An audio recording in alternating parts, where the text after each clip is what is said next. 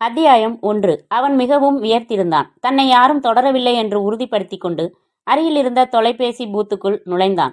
தன் கழுத்தில் தொங்கிக் கொண்டிருந்த கேமராவை ஒரு கையால் பிடித்துக்கொண்டு பதட்டத்துடன் குறிப்பிட்ட நம்பருக்கு டயல் செய்து காத்திருந்தான். மறுமுனையில் ஹலோ என்றான் பரத். பரத்தின் கொட்டாவி குரலை கேட்டதும் முகம் மலர்ந்தான் அவன். முகம் மலர்ந்தபோது நேரம் கிருஷ்ணபட்சத்து. வேண்டாம், புரியாது. 2ஆம் காட்சி முடிந்து மக்கள் புறப்படுகிற நேரம். வங்கக்கடலில் புயல் சின்னம் ஏற்பட்டிருப்பதால் அடுத்த 48 மணி நேரத்திற்கு தமிழ்நாட்டின் கடற்கரையோர பகுதிகளில் மிதமானது முதல் பலமானது வரை மழை பெய்யலாம் என்று முன்னிரவில் ரேடியோவில் சொல்லப்பட்ட வானிலை அறிக்கையின் கற்பை நிரூபிக்க வேண்டிய அவசியத்தில் ஆகாயம் எல்லா நட்சத்திரங்களையும் காலி செய்ய சொல்லிவிட்டு கருப்பு மேகங்களை ஒருங்கிணைத்து கொண்டிருந்தது.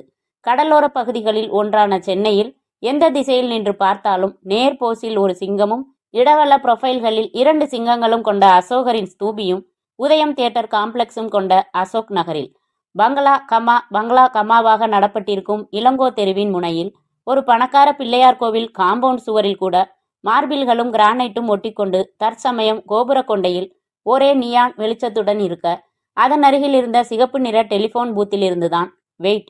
இந்த சிகப்பு நிறம் பற்றி அர்ஜென்ட்டாய் ஒரு கேள்வி. போலீஸ் ஸ்டேஷனுக்கு சிகப்பு நிறம் அடிப்பதில் ஒரு அர்த்தம் இருக்கிறது. ரவுடிகளே, தப்பு செய்பவர்களே வேண்டாம், டேஞ்சர். கன்னிப் பெண்களே வரவேண்டாம், டேஞ்சர். பல்லவன் பஸ்களில் சிவப்பு நிறம் அடிப்பதில் ஒரு அர்த்தம் இருக்கிறது. விபத்துக்கு வாய்ப்பு இருக்கிறது, டேஞ்சர். தபால் பெட்டிக்கும் டெலிஃபோன் பூத்துக்கும் எதற்காக சிகப்பு? அதில் என்ன டேஞ்சர்? பாம் வைத்தால் ஒழிய. Okay, let's skip it. அதன் அருகில் இருந்த சிகப்பு நிற டெலிஃபோன் பூத்தில் இருந்துதான் ரேடியம் பூசிய ராத்திரி 1:30 மணிக்கு மழை சாத்தியமுள்ள கிரைம் கதை முதல் அத்தியாயங்களுக்கே உரிய சூழ்நிலையில் தோளில் தொங்கும் கேமராவுடன் அவன் போனில் பேசினான். பரத், நான் சார்லஸ் பேசுறேன். தொந்தரவு பண்ணிட்டேனா? சார்லஸ் கருப்பு ஜெர்கின் போட்டிருந்தான். நடுராத்திரி தூக்கத்திலிருந்து எழுப்பிட்டு கேட்குற கேள்வியாது. என்ன சார்லஸ், வாட்ச் கட்டியிருக்கியா? கொஞ்சம் மணி பார்த்து சொல்லேன். சார்லஸ் பீக் வைத்த கருப்பு தொப்பி அணிந்திருந்தான். 100 ரூபாய்க்கு சில்லறை வேணும்னு ஜோக் பண்ணலையே. இதே மாதிரி பீச் ரிசார்ட்ல இருந்து வெறும் ஜட்டியோட நடுராத்திரி ஃபோன் செஞ்சியே, ஞாபகம் இருக்கா? What's her name? Charles Boomer shoe மாட்டியிருந்தான். ப்ளீஸ் பரத், ப்ளீஸ், அரட்டைக்கு நேரம் இல்லை. அந்த மாதிரி அல்பமான ப்ராப்ளம் இல்லை. சார்லஸ் கால்குலேட்டருடன் கூடிய டிஜிட்டல் வாட்ச் கட்டியிருந்தான். ஓகே சொல்லுப்பா, என்ன செய்யணும்னா? சார்லஸ் மெல்லிய தங்கச் சங்கிலியில் சிலுவை டாலர் கோர்த்திருந்தான். போனை வச்சுட்டு உடனே புறப்பட்டு அசோக் நகர் வரணும். சார்லஸ் கரேல் என்ற மீசை வைத்திருந்தான். விளையாடுறியா? நியூசன்ஸ்ல புக் பண்ணிடுவாங்க. Allow me to wear pant and shirt. Charles நெற்றியோரம் தழும்பு சுமந்திருந்தான். ஐயோ, என் அவசரம் புரியாம பேசிட்டு இருக்க பரத். சார்லஸ் ஜெர்கின் பாக்கெட்டில் கூலிங் கிளாஸின் ஒரு காது மட்டும் தொங்க விட்டிருந்தான். ஓகே, தூக்கம் கலைஞ்சிடுச்சு. சொல்லு, எங்கிருந்து பேசுற நீ? முதல்ல அதை சொல்லு. சார்லஸின் லெதர் பெல்ட்டின் பக்கிலை பளபளப்பாக வைத்திருந்தான். அசோக் நகர்ல இளங்கோ தெருவோட முனையில கற்பக விநாயகர் கோயில் பக்கத்துல இருக்கிற ஒரு டெலிஃபோன் பூத்துல இருந்து பேசுறேன். சார்லஸ், வர்ணனை போதுமே. ரைட்டு, நான் புறப்பட்டு வர்றேன். என்ன பிரச்சனை உனக்கு? பரத், கொஞ்ச நாளா நான் ரகசியமா ஒரு பெரிய மேட்டரை இன்வெஸ்டிகேட் பண்ணிட்டு இருந்தேன். இன்னைக்கு அதுல பிரமாதமான பிரேக் கிடைச்சிருக்கு. அசைக்க முடியாத ஆதாரமா அட்டகாசமா நின்று போட்டோ எடுத்துட்டேன். நான் உட்கார்ந்திருந்த மரக்கிளை திடீர்னு உடஞ்சு நான் கீழே விழுந்துட்டேன். அந்த சத்தம் கேட்டு ஓடி வந்தவங்க என்னை துரத்த ஆரம்பிச்சிட்டாங்க. நான் அவங்களுக்கு தண்ணி காட்டிட்டு இங்க வந்து பதுங்கி உன் கூட பேசிட்டு இருக்கேன். எவ்வளவு பெரிய துரோகம், எவ்வளவு பெரிய சதி. கொஞ்சமாவது தேசப்பற்று வேணா? பரத், நாம உடனே சந்திச்சாகணும். உன்னோட டிஸ்கஸ் பண்ணிட்டு நான் பெரிய பெரிய ஏற்பாடுகளை செய்யணும். உடனே வாயேன் ப்ளீஸ். பேண்ட் போட ஆரம்பிச்சிட்டேன் சார்லஸ். நீ அதே பூத் பக்கத்துல நிக்கிறியா? நீ சொல்ற இடம் எனக்கு புரியுது. இங்கேயே நிக்கிறேன். நீ தனியா இருக்கியா? ஆமா. நிச்சயமா இப்ப யாரும் உன்னை துரத்தலையே? இல்ல, நான் பல தெரு தாண்டி அவங்கள குழப்பி விட்டுட்டு வந்துட்டேன். சார்லஸ், நீ தனியா அந்த இடத்துல நின்று வெயிட் பண்றது வேணான்னு நினைக்கிறேன். ஒன்னு செய், நீ இருக்கிற இடத்துல இருந்து மெயின் ரோடு பக்கம்தான். 100 ஃபீட் ரோட்ல ஹோட்டல் ஜாஸ்மின் தெரியுமில்ல? நல்லா தெரியும். அங்க வந்து ரிசப்ஷன்ல உட்காந்துக்கோ. Better place. தனியா பூத் பக்கம் நிக்க வேணாம். சரி பரத், நான் ஜாஸ்மின் வந்துடுறேன். சார்லஸ் போனை வைத்துவிட்டு தனது ஜெர்கினின் உள்பாக்கெட்டில் தலை நீட்டி கொண்டிருந்த 38 ரிவால்வரை தொட்டு பார்த்து கொண்டு பூத்தை விட்டு வெளியே வந்தான். அத்தியாயம் 2. பரத் ரிசீவரை வைத்துவிட்டு கைக்கு கிடைத்த ஒரு சட்டையை எடுத்து அணிந்து கொண்டான். கண்ணாடி முன் நின்று அவசரமாக தலை சீவி சீப்பை வீசிவிட்டு வெளியே வந்தான். ஹாலில் வாய்ப்பிழந்து உறங்கிக் கொண்டிருந்த நாராயணனை தட்டி எழுப்பினான். நாராயணா, எந்திரி, நான் அவசரமா வெளியில போறேன், கதவை முடிக்க வா. நாராயணன் கண் திறந்து பார்த்து சிரித்து சி என்று சொல்லிவிட்டு புரண்டு படுத்து விட்டான். அவனுடைய கனவின் காட்சியை பரத் யூகம் செய்ய முடிந்தது. தொந்தரவு செய்ய மனமில்லை. ஆட்டோமேட்டிக் டோர் லாக், இழுத்து விட்டாலே மூடிக்கொள்ளும். பாவம், எதற்கு கனவை கலைத்து கொண்டு? பரத் மற்றொரு முறை தட்டி பார்த்தும் நாராயணன் இந்த உலகத்திற்கு வர சம்மதிக்காததால் புறப்பட்டான். கதவை ஓசைப்படாமல் இழுத்துவிட்டு தன் ஃபியட்டில் அமர்ந்து ஸ்டார்ட் செய்தான். சுருண்டு உறங்கின தெருநாயின் வாலை அரைத்து விடாமல் ஜாக்கிரதையாக சாலைக்கு வந்து நிதானமாக ஓட்டத் துவங்கிய பிறகுதான் சட்டையில் பாக்கி வைத்திருந்த பட்டன்களை ஒரு கையால் போட்டுக்கொண்டான். டேஷ்போர்டு திறந்து சிகரெட் எடுத்து லைட்டர் நெருப்பில் பற்ற வைத்து கொண்டான். சாலையில் கண்ணு கெட்டிய தூரம் வரை வேறு வாகனங்களே இல்லை. ஒரு மின்னல் வானத்தை கிழித்து போட நக்கலாக சிரித்துவிட்ட வானம் மறுபடி சேர்ந்து கொண்டது, வரம் பெற்ற அசுரனைப் போல. சில்லென்று காற்று அவன் தலையை களைத்தது. சிகரெட் தந்த உள்வெப்பம் இதமாயிருந்தது. தூக்கமே இல்லாத 3 நட்சத்திர ஜாஸ்மின் ஹோட்டலின் பார்க்கிங் பகுதியில் அந்த நள்ளிரவிலும் இடம் தேடித்தான் நிறுத்த வேண்டியிருந்தது. பரத் இறங்கினான். ஒரு ராட்சச காற்று குப்பை காகிதங்களை 20 அடி உயரத்திற்கு பந்தாட அழகுக்கு வளர்க்கப்பட்ட அசோக மரங்கள் ஒரே திசையில் சாய்ந்து நிமிர்ந்து கொண்டிருந்தன. பரத் அந்த ஹோட்டலுக்குள் நுழையும் போது அவசரத்தால் ஷூ அணியாமல் செப்பல் அணிந்து வந்ததற்காக கொஞ்சம் தயங்கினான். பின்னந்தலையை கோதியபடி கதவு திறந்து விட்டவனின் ராயல் சல்யூட்டை அங்கீகரித்து உள்ளே ரிசப்ஷன் பகுதிக்கு வந்தான் பரத். ஒரு ஹோம் லைஃப் எக்ஸிபிஷனே நடத்தலாம் போன்ற ஏக்கர் ஏரியாவில் அங்கங்கே வசதியாக சோஃபாக்கள், பிளாஸ்டர் ஆஃப் பாரிஸால் தயாரித்த பொய்க்கூரையில் இருந்து ஆங்காங்கே விளக்கு தொங்கல்கள். கொஞ்சம் பேர் உறக்கம் என்பதே தங்கள் தினசரி காரியங்களில் இல்லாதது போல உற்சாகமாக சிரித்து நடந்தார்கள், அமர்ந்திருந்தார்கள், பேசிக் கொண்டிருந்தார்கள். ரிசப்ஷனில் 2 ஆண்கள் காதோடு டெலிபோன் வைத்துக்கொண்டு அவர்களுக்கே கேட்காமல் பேச, டிஸ்கோ ஹால், பார், ஸ்விம்மிங் பூல் இவை இருக்குமிடத்தை பித்தளை திசைகாட்டி ஒன்று ஆங்கிலத்தில் சொன்னது. பரத்தின் கண்கள் லிப்டில் இருந்து வெளிப்பட்டவளின் அசந்தர்ப்ப கூந்தல் அலங்காரம், இழுத்துச் செல்லப்பட்ட மெகா சூட்கேஸின் சிறிய பிளாஸ்டிக் சக்கரங்கள், இந்த நிமிடத்து செய்திகளை அடித்து தள்ளி கொண்டிருந்த டெலிபிரிண்டர், கேபிட்டல் மார்க்கெட் புத்தகத்தில் மூழ்கின கோட் ஆசாமியின் மேலுதட்டு சிவப்பு பரு என்று தவ்வி தவ்வி அலைந்த போதிலும் சார்லஸ் அங்கே இல்லை. இளங்கோ தெருவில் இருந்து இந்த ஹோட்டலுக்கு அடிபோட்டு நடந்தால் இதற்குள் 2 தடவை வந்துவிடலாமே. இந்த ஹோட்டலின் பெயரை தெளிவாக சொன்னேனே, புரிந்து கொண்டானே, திரும்பவும் சொன்னானே. மிஸ் அண்டர்ஸ்டாண்டிங் எதுவும் கண்டிப்பாக இல்லை. வந்து டீ குடிக்க உள்ளே ரெஸ்டாரண்ட்டுக்கு போயிருக்கலாமோ? பரத் ரெஸ்டாரண்ட்ஸ் இருக்கும் பகுதிக்கு வந்து கதவு தள்ளி அரை வெளிச்ச கடலுக்குள் பார்த்தான். நிறைய மேஜைகள் காலியாக இருந்தன. சார்லஸ் இல்லை. கண்ணாடி சுவருக்கு அந்த பக்கம் யாருமே குளிக்காமல் நீச்சல் குளம் காத்திருந்தது. பரத் மறுபடி ரிசப்ஷனுக்கு வந்து ஒரு சோஃபாவில் அமர்ந்து வாசலை பார்த்தான். அந்த டெலிபோன் பூத் அருகில் சென்றுவிட்டு பார்த்துவிட்டு வந்து விடலாமா? நான் ஒரு பக்கம் போக அவன் ஒரு பக்கம் இங்கே வந்து என்னை தேடினால் 10 நிமிடம் காத்திருப்பது என்று தீர்மானித்து நன்றாக சாய்ந்து அமர்ந்து கொண்டான். என்ன சொன்னான் இந்த சார்லஸ்? துரோகம் என்றான், சதி என்றான், மரக்கிளை உடைந்து விட்டதென்றான். ராத்திரி 1:30 மணிக்கு உலகத்தில் என்னவெல்லாம் காரியம் செய்து கொண்டிருக்கிறார்கள். ஏதாவது காகிதம் கிடைத்தால் கப்பல் செய்யலாம், சுருட்டி காது குடையலாம், அம்பு செய்து விடலாம், கசக்கி தூர போடலாம். இவன் மெனக்கட்டு கவிதை எழுதுவான். யாருக்கும் புரியாது, தமிழ்தான். ஆனாலும் தமிழிலிருந்தே நம் தமிழுக்கு அதை மொழிபெயர்க்க வேண்டும். இந்திரஜித்தனும் சித்திரகுப்தனும் பொருதி பூம்புணலாய் குருதி பூக்களில் நாற்றம் தேடா வண்டுகள் ஓரினமாம். காட்டு மரத்தில் தொட்டில் கட்டிடு, வாளெடு, தலையெடு, சுடுகாடெல்லாம் வெந்த நெற்றியில் அலறுது பூங்குயில் சிறகொடிந்து. இதில் வார்த்தைகள் மட்டும் பரிச்சயமாகும், அர்த்தம் நமக்கு அந்நியமாகும். சார்லஸ் எழுதியது இந்த பிராண்ட் கவிதைகள். சும்மாவாவது பிரமாதம் என்று சொல்லிவிட வேண்டும். புரியலையே என்று சொல்லிவிட்டால் சாக்கடைக்குள் வழுக்கி விழுந்து எழுந்து வந்தவனை பார்ப்பது போலத்தான் பார்ப்பான். அப்புறம் நாற்காலி, மேஜை, சீன், ஒப்பனை எதுவும் இல்லாமல் நாடகம் போடுவான். ஒரு ஆகஸ்ட் 15ற்கு தெரியாத்தனமாக சார்லஸை மேடையேற்றி விட்டார்கள். விடியாத சுதந்திரம் என்று இவனே தலைப்பெடுத்து கொண்டு மைக்கிற்கே வழி எடுக்கும் வரை கத்தி தீர்த்துவிட்டு கீழே இறங்கிய போது அவன் காதுகளில் இருந்து புகை வந்ததாக சொன்னார்கள். படிப்பு முடிந்ததும் வேலை வேட்டையில் கவிதை, நாடகம் எல்லாவற்றையும் தொலைத்து விட்டான். பலத்த சிபாரிசில் ஒரு பெரிய தினப்பத்திரிகையில் ப்ரூஃப் திருத்த அனுமதிக்கப்பட்டான். அங்கிருந்து சிறு செய்திகள் எழுதுவது, தலைப்பு வைப்பது என்று ஜேர்னலிசம் கற்று ரிப்போர்ட்டிங்கில் இறங்கினான். உதவி ஆசிரியராகி பேட்டிகள் கண்டு கட்டுரைகள் எழுதி 4 மாதத்திற்கு ஒரு பத்திரிகை என்கிற கணக்கில் இவனை துரத்தி விடுவார்கள். என்னோட ஐடியாலஜிக்கு பத்திரிகை ஒத்து வரல என்றுதான் எப்போதும் இவன் காரணம் சொல்வான். அதிரடியாக சில கட்டுரைகள் எழுதி பரபரப்பாக பேசப்பட்டிருக்கிறான். சார்லஸ் என்றால் ஒரு கோபமான, உடனே முஷ்டி மடக்கி விடுகிற ரோஷமான பத்திரிகையாளன் என்று பேனாக்களை கவனிக்கிற வட்டம் அறியும். சார்லஸுக்கு இன்னொரு முகம் உண்டு. அது கொஞ்சம் கேவலமாய் இருக்கும். கிட்டே போய் கேர்ளுக்கு ஸ்பெல்லிங் என்ன என்று கேட்டாலே போதும், உடனே நாக்கால் கீழுதட்டை நனைத்து கொண்டு எங்கே எங்கே என்பான். ஒரு பீச் ரிசார்ட்டில் மோசமான பெண்ணிடம் மாட்டிக்கொண்டு களைத்து உறங்கியதும் மணிபர்ஸ், சூட்கேஸ், ஷூ துவங்கி சட்டை, பேண்ட், பேனா வரை சகலத்தையும் கவர்ந்து கொண்டு போயே விட வெறும் ஜட்டியோடு ஃபோன் செய்து, பரத் உடனே ஒரு பேண்ட், சட்டை, கொஞ்சம் பணம் எடுத்துக்கிட்டு வாயே, அட்ரஸ் சொல்லட்டுமா? அவன் ஹீரோ ஹோண்டாவின் பின்புறம் ஆள் மாறிக்கொண்டே இருக்கும். ஆனால் எழுத்தில் வார்த்தைக்கு வார்த்தை அமிலம் இருக்கும். சார்லஸ் பேட்டி எடுக்க வருகிறான் என்றால் எப்படிப்பட்ட அரசியல் தலைவர்களுக்கும் குளிரெடுக்கும். கரைபடாத கரம்னு சொல்றீங்க. இப்போவோ நீங்க ஆட்சியில இல்ல. ஆனா 3 கார் வச்சிருக்கீங்க. 2 பையனுங்க அமெரிக்கால படிக்கிறாங்க. உங்க வீட்டுல 8 பேர் வேலை பார்க்கறாங்க. உங்க பேர்ல சொத்தே கிடையாதுன்னு வேற சொல்லியிருக்கீங்க. நான் போட்ட கணக்குப்படி உங்களுக்கு குடும்பத்தை மட்டும் நிர்வகிக்க மாசம் 30,000 தேவைப்படும். இதுக்கு எங்க இருந்து எந்த வகையில வருமானம் வருதுன்னு விளக்கமா சொல்ல முடியுமா சார்? இப்படியெல்லாம் கேட்டால் யாராயிருந்தாலும் பொலேர் என்று அறைய தோன்றும். தோன்றாதா? ஒரு எம்எல்ஏ அறைந்தே விட்டார். சார்லஸ் விடவில்லை. பத்திரிகையாளர்களை கூட்டி ஊர்வலம் போனான். டிஜிபியை நேரில் பார்த்து என்னை கொலை செய்ய முயன்றார் என்று புகார் கொடுத்தான். 48 லட்சம் நஷ்ட ஈடு கேட்டு வக்கீல் நோட்டீஸ் அனுப்பினான். சட்டசபைக்கு முன்னால் பந்தல் போட்டு உண்ணாவிரதம் இருந்தான். கடைசியில் எம்எல்ஏ பகிரங்கமாய் மன்னிப்பு கேட்டார். அப்படிப்பட்ட புத்தியுள்ள, சபலமுள்ள, ரோஷமுள்ள, பொறுக்கித்தனமுள்ள, பொறுப்புள்ள, வக்ர புத்தியுள்ள சார்லஸை கடைசியாக சந்தித்து 6-7 மாதம் இருக்கலாம். இப்போது சார்லஸ் எந்த பத்திரிகையில் இருக்கிறான் என்பது கூட தெரியாது. திடீரென்று இப்படி ஒரு அவசர அழைப்பு. பரத் சிந்தனையை உதறி நேரம் பார்த்து தான் 15 நிமிடங்களுக்கு மேல் காத்திருப்பதை உணர்ந்து எழுந்து கொண்டான். ஹோட்டல் ஜாஸ்மினை விட்டு வெளியே வந்தபோது ஊசி ஊசியாய் சன்னத்தூரல் இறங்கி கொண்டிருந்தது.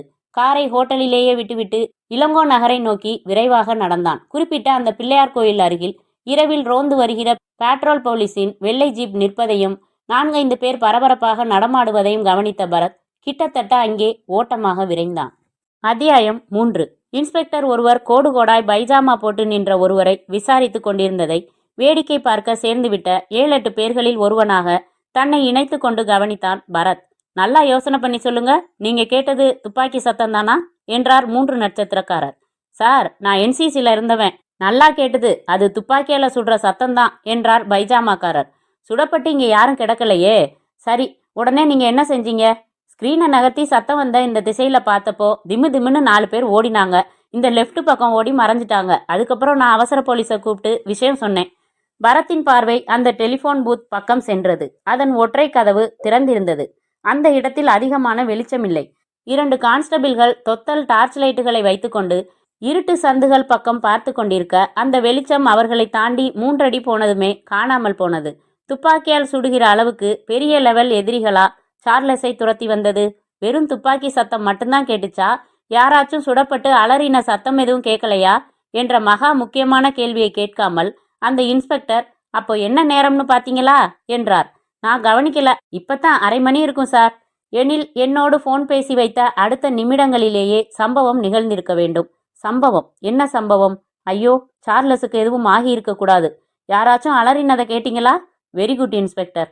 இல்ல சார். Thank God. தன்னை இன்ஸ்பெக்டரிடம் அறிமுகப்படுத்தி கொள்ளும் சந்தர்ப்பம் இதுவென்று தீர்மானித்து பரத் அவரிடம் வந்து, hello inspector, I am lawyer Bharat, crime branch mister Newton friend என்றான். தெரியும், சொல்லுங்க, நீங்க தானே அது? என் பேர் கங்காதரன். 4 பேர் திமு திமுன்னு ஓடுனதா சொல்றாரே, அவங்க கிட்ட இருந்து தப்பிச்சு இதோ இந்த டெலிஃபோன் பூத்துல இருந்து 1/2 மணி நேரத்துக்கு முன்னாடி என் ஃப்ரெண்டு ஜேர்னலிஸ்ட் சார்லஸ் என்கிட்ட பேசினான். பதட்டமா பேசினான். சில உண்மைகளை அவசரமா பேசணும்னு என்னை புறப்பட்டு வர சொன்னான். பக்கத்துல இருக்கிற ஹோட்டல் ஜாஸ்மின் ரிசப்ஷனுக்கு வந்து வெயிட் பண்ண சொன்னேன். நான் அங்க வந்து பார்த்தா அவன் இல்ல. கொஞ்ச நேரம் காத்திருந்து பார்த்துட்டு இங்க வந்தேன். முதல்ல இந்த வண்டி எடுத்துக்கிட்டு இந்த ஏரியா பூரா ஒரு ரவுண்ட் அடிச்சிடுறது பெட்டர். இன்னும் அவங்க அவனை துரத்திக்கிட்டு இருக்கலாம். இல்லைன்னா அவங்க கிட்ட இருந்து தப்பிக்க இவனே எங்கேயாவது பதுங்கி இருக்கலாம். அவனுக்கு நம்ம உதவி தேவைப்படலாம் என்றான் பரத். துப்பாக்கில சுட்ட சத்தம் கேட்டிருக்கார் இவரு. ஆனா அலறல் எதுவும் கேட்கல. பயமுறுத்துறதுக்காக சுட்டிருக்கலாம். இல்லைன்னா குறி மிஸ் ஆகி இருக்கலாம். விசாரிக்கிறது இப்ப முக்கியம் இல்ல sir. Charles may be in danger now. நீங்கள் வரீங்களா? ஷியூர். அந்த பேட்ரோல் ஜிப்சியில் பரத்தும் இன்ஸ்பெக்டரும் ஏறிக்கொண்டதும் அது புறப்பட்டு இளங்கோ தெருவின் ஒவ்வொரு சந்தாக நுழைந்து தேடிவிட்டு அங்கிருந்த மற்ற தெருக்களிலும் அதிகமான வெளிச்சம் பாய்ச்சி கொண்டு ஓடியது. பரத் 2 பக்கங்களிலும் கண்களை கூர்மையாக்கி பார்த்தபடி வந்தான். கிட்டத்தட்ட 1 மணி நேரம் ரவுண்ட் அடித்தும் சந்தேகப்படும்படியாக யாரும் அகப்படவில்லை. ஹோட்டல் ஜாஸ்மின் போகலாம் சார். வேற எங்கிருந்தாவது வந்து அவன் காத்துட்டு இருக்கலாம் ஒருவேளை என்றான் பரத். ஜாஸ்மின் ஹோட்டலில் அந்த 3 மணி அதிகாலையில் ரிசப்ஷன் ஹால் சோஃபாக்கள் எல்லாமே காலியாக இருந்தன. ரிசப்ஷனில் ஒரே ஒருவன் மட்டும் புத்தகம் படித்து கொண்டிருக்க பரத் அவனை அணுகி, excuse me, I am Bharat. என்னை தேடி இங்க சார்லஸ்னு யாராவது வந்தாங்களா? அவன் குறுக்கில் தலையசைத்து விட்டு புத்தகத்திற்குள் போய்விட, டெலிஃபோன் பண்ணிக்கிறேன் என்ற பரத் சார்லஸ் தங்கியிருக்கும் ஜெய் அபார்ட்மெண்ட்ஸில் அவன் வீட்டு போன் நம்பரை முயன்றான். ஒலித்து கொண்டே இருந்தது. வைத்தான். ஒருவேளை உங்களை இங்கே காணாம உங்க வீட்டுக்கே அவர் போயிருக்கலாமோ என்றார் இன்ஸ்பெக்டர். சார்லஸ் இந்த ஹோட்டலுக்கு வந்திருந்தா கண்டிப்பா என் காரை பார்த்துருப்பான். அவன் இங்கேயே வரலன்னு நினைக்கிறேன். எதுக்கும் ஃபோன் பண்ணி பார்க்குறேன். மறுபடியும் அவன் என் வீட்டு நம்பருக்கு ஃபோன் செஞ்சிருக்க சான்ஸ் இருக்கு. பரத் தன் வீட்டின் ஃபோன் எண்களை அழுத்தினான். இரண்டாவது ரிங்கிலேயே போன் எடுக்கப்பட்டு ஹலோ என்றாள் சுசீலா. சுசி, நீ எங்க அங்க வந்த? அது இருக்கட்டும், நடுராத்திரி சொல்லாம கொள்ளாம புறப்பட்டு போயிட்டு இப்ப எவ வீட்டுல இருந்து போன் செய்றீங்க? நான்சென்ஸ், எடுத்ததும் சண்டைக்கு வராத. என் ஃப்ரெண்டு சார்லஸ் என்ன அர்ஜென்ட்டா பார்க்கணும்னு போன் செஞ்சான். நாராயணனை எழுப்பி எழுப்பி பார்த்தேன், எந்திரிக்கல. சரின்னு அவசரமா புறப்பட்டு வந்துட்டேன். அவன் திடீர்னு யூரின் பாஸ் பண்ண எந்திரிச்சிருக்கான். உங்க ரூம்ல கட்டில்ல உங்களை காணோம். தேடி பார்த்து பயந்து போய் எனக்கு போன் செஞ்சுட்டான். நான் வந்து உட்காந்துக்கிட்டு 7-8 பேருக்கு போன் செஞ்சு விசாரிச்சுக்கிட்டு போலீஸ்ல சொல்லலாமான்னு யோசிக்க ஆரம்பிச்சிட்டேன். சரி, சார்லஸ் எதுக்கு அர்ஜென்ட்டா கூப்பிட்டாரு? கூப்பிட்டானே ஒழிய நான் வந்தப்ப அவனை சந்திக்க முடியல. ஒரு குழப்பம் இங்க, நேர்ல சொல்றேன். அவன் மறுபடியும் எனக்கு போன் செஞ்சானான்னு தெரிஞ்சுக்கத்தான் கூப்பிட்டேன். இல்ல பரத், யாரும் போன் பண்ணல. என் பாதி தூக்கம் போச்சு. என் முழு தூக்கமும் போக போகுது சுசி. நீ அங்கே இரு, வச்சிடுறேன். எப்போ வருவீங்க? தெரியல என்று வைத்தான்.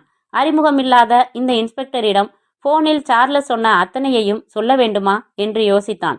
மந்தைக்குள் கருப்பாடுகள் நிறைய கலந்துவிட்டன. வேண்டாம், சார்லஸ் அந்த கும்பலிடம் இருந்து தப்பியிருக்க வேண்டும். எங்கேயோ பத்திரமாக ஒளிந்திருக்க வேண்டும்.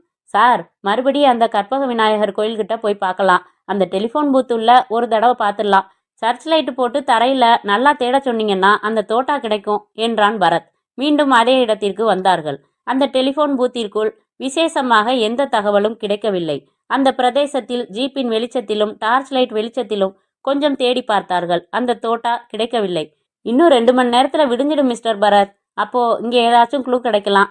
தன்னை துரத்தி வந்தவங்க யாரு, எதுக்காக துரத்தினாங்கன்னு எந்த விபரமும் சொல்லலையா அவர் என்றார் இன்ஸ்பெக்டர். இல்லை என்று கூசாமல் பொய் சொன்னான். சார்லஸ் இப்போ எந்த பத்திரிகையில வேலை பார்க்கறாரு?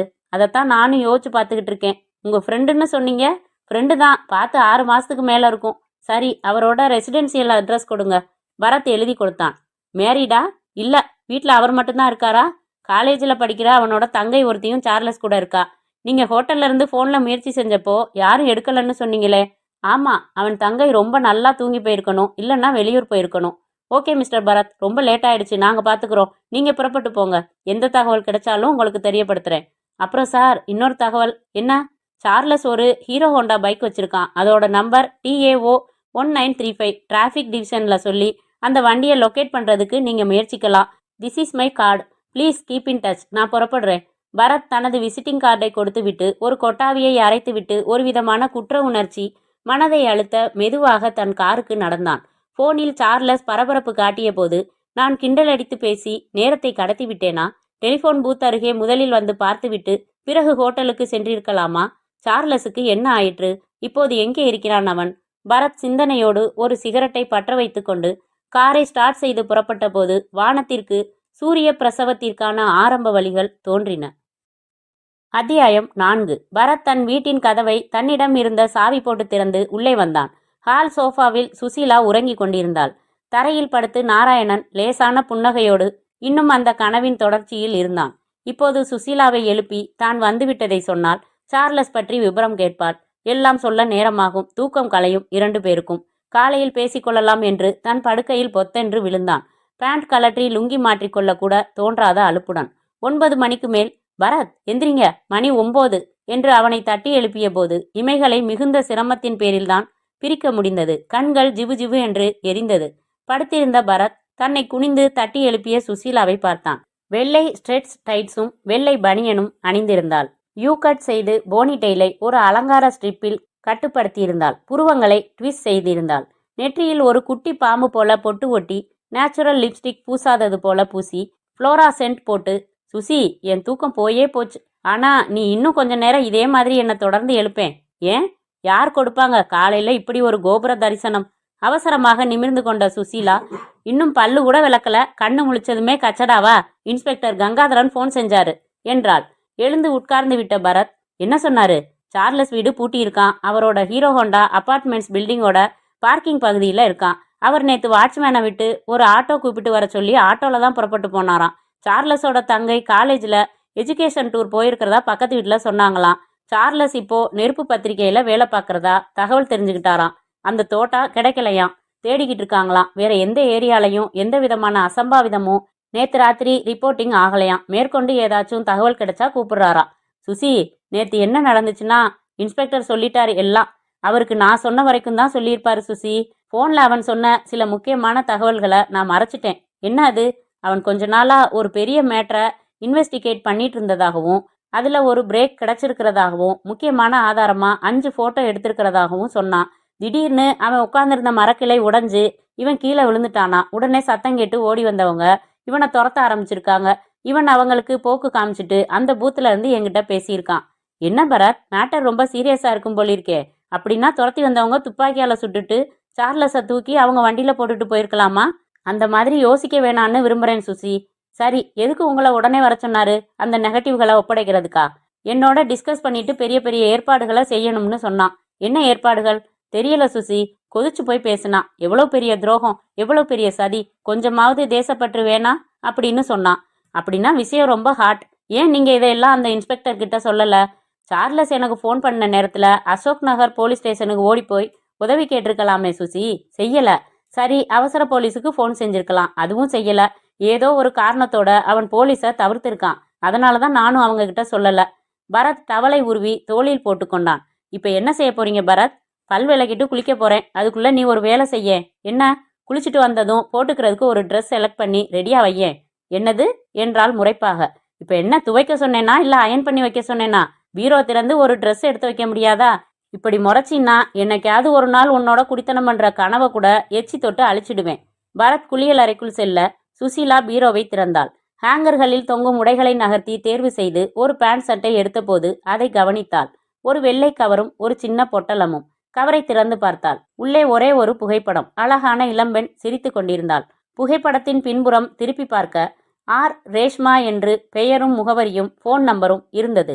அடுத்து பொட்டலத்தை பிரித்து பார்த்தாள். அதில் ஒற்றை தங்க ஜிமிக்கி மட்டும். பரத் பூத்துவாலையால் தலையை துடைத்து கொண்டே வர இரண்டையும் அவன் முன்னால் நீட்டினாள். என்ன இதெல்லாம் என்றாள் ஆத்திரமாக. இது ஒரு கேசு சுசி என்றான் காதுக்குள் குடைந்தபடி.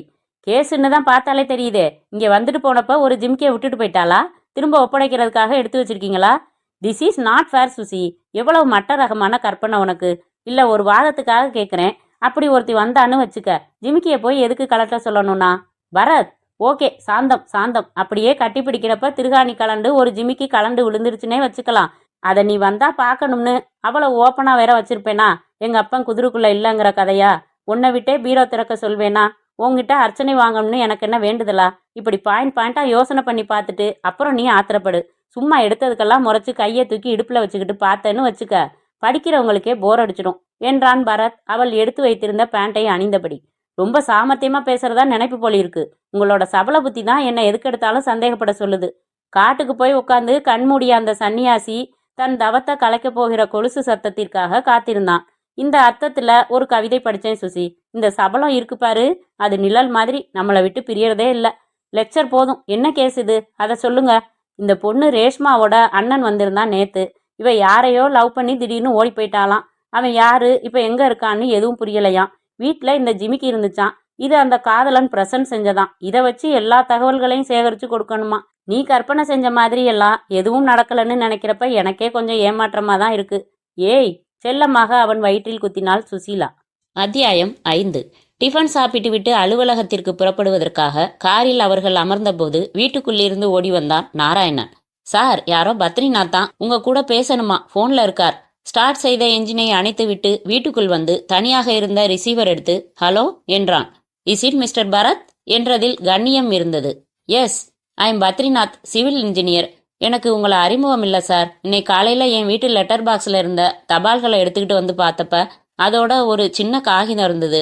அந்த காகிதத்துல கிறுக்கலான கையெழுத்துல உங்க ஃபோன் நம்பரும் உங்க பேரும் எழுதியிருக்கு. கூடவே ஒரு செய்தி மாதிரி 3 இங்கிலீஷ் வார்த்தைகள் வேற எழுதியிருக்கு. என்ன அது? ஃபிலிம் பிரீத்தி டான்சர்னு போட்டிருக்கு சார்.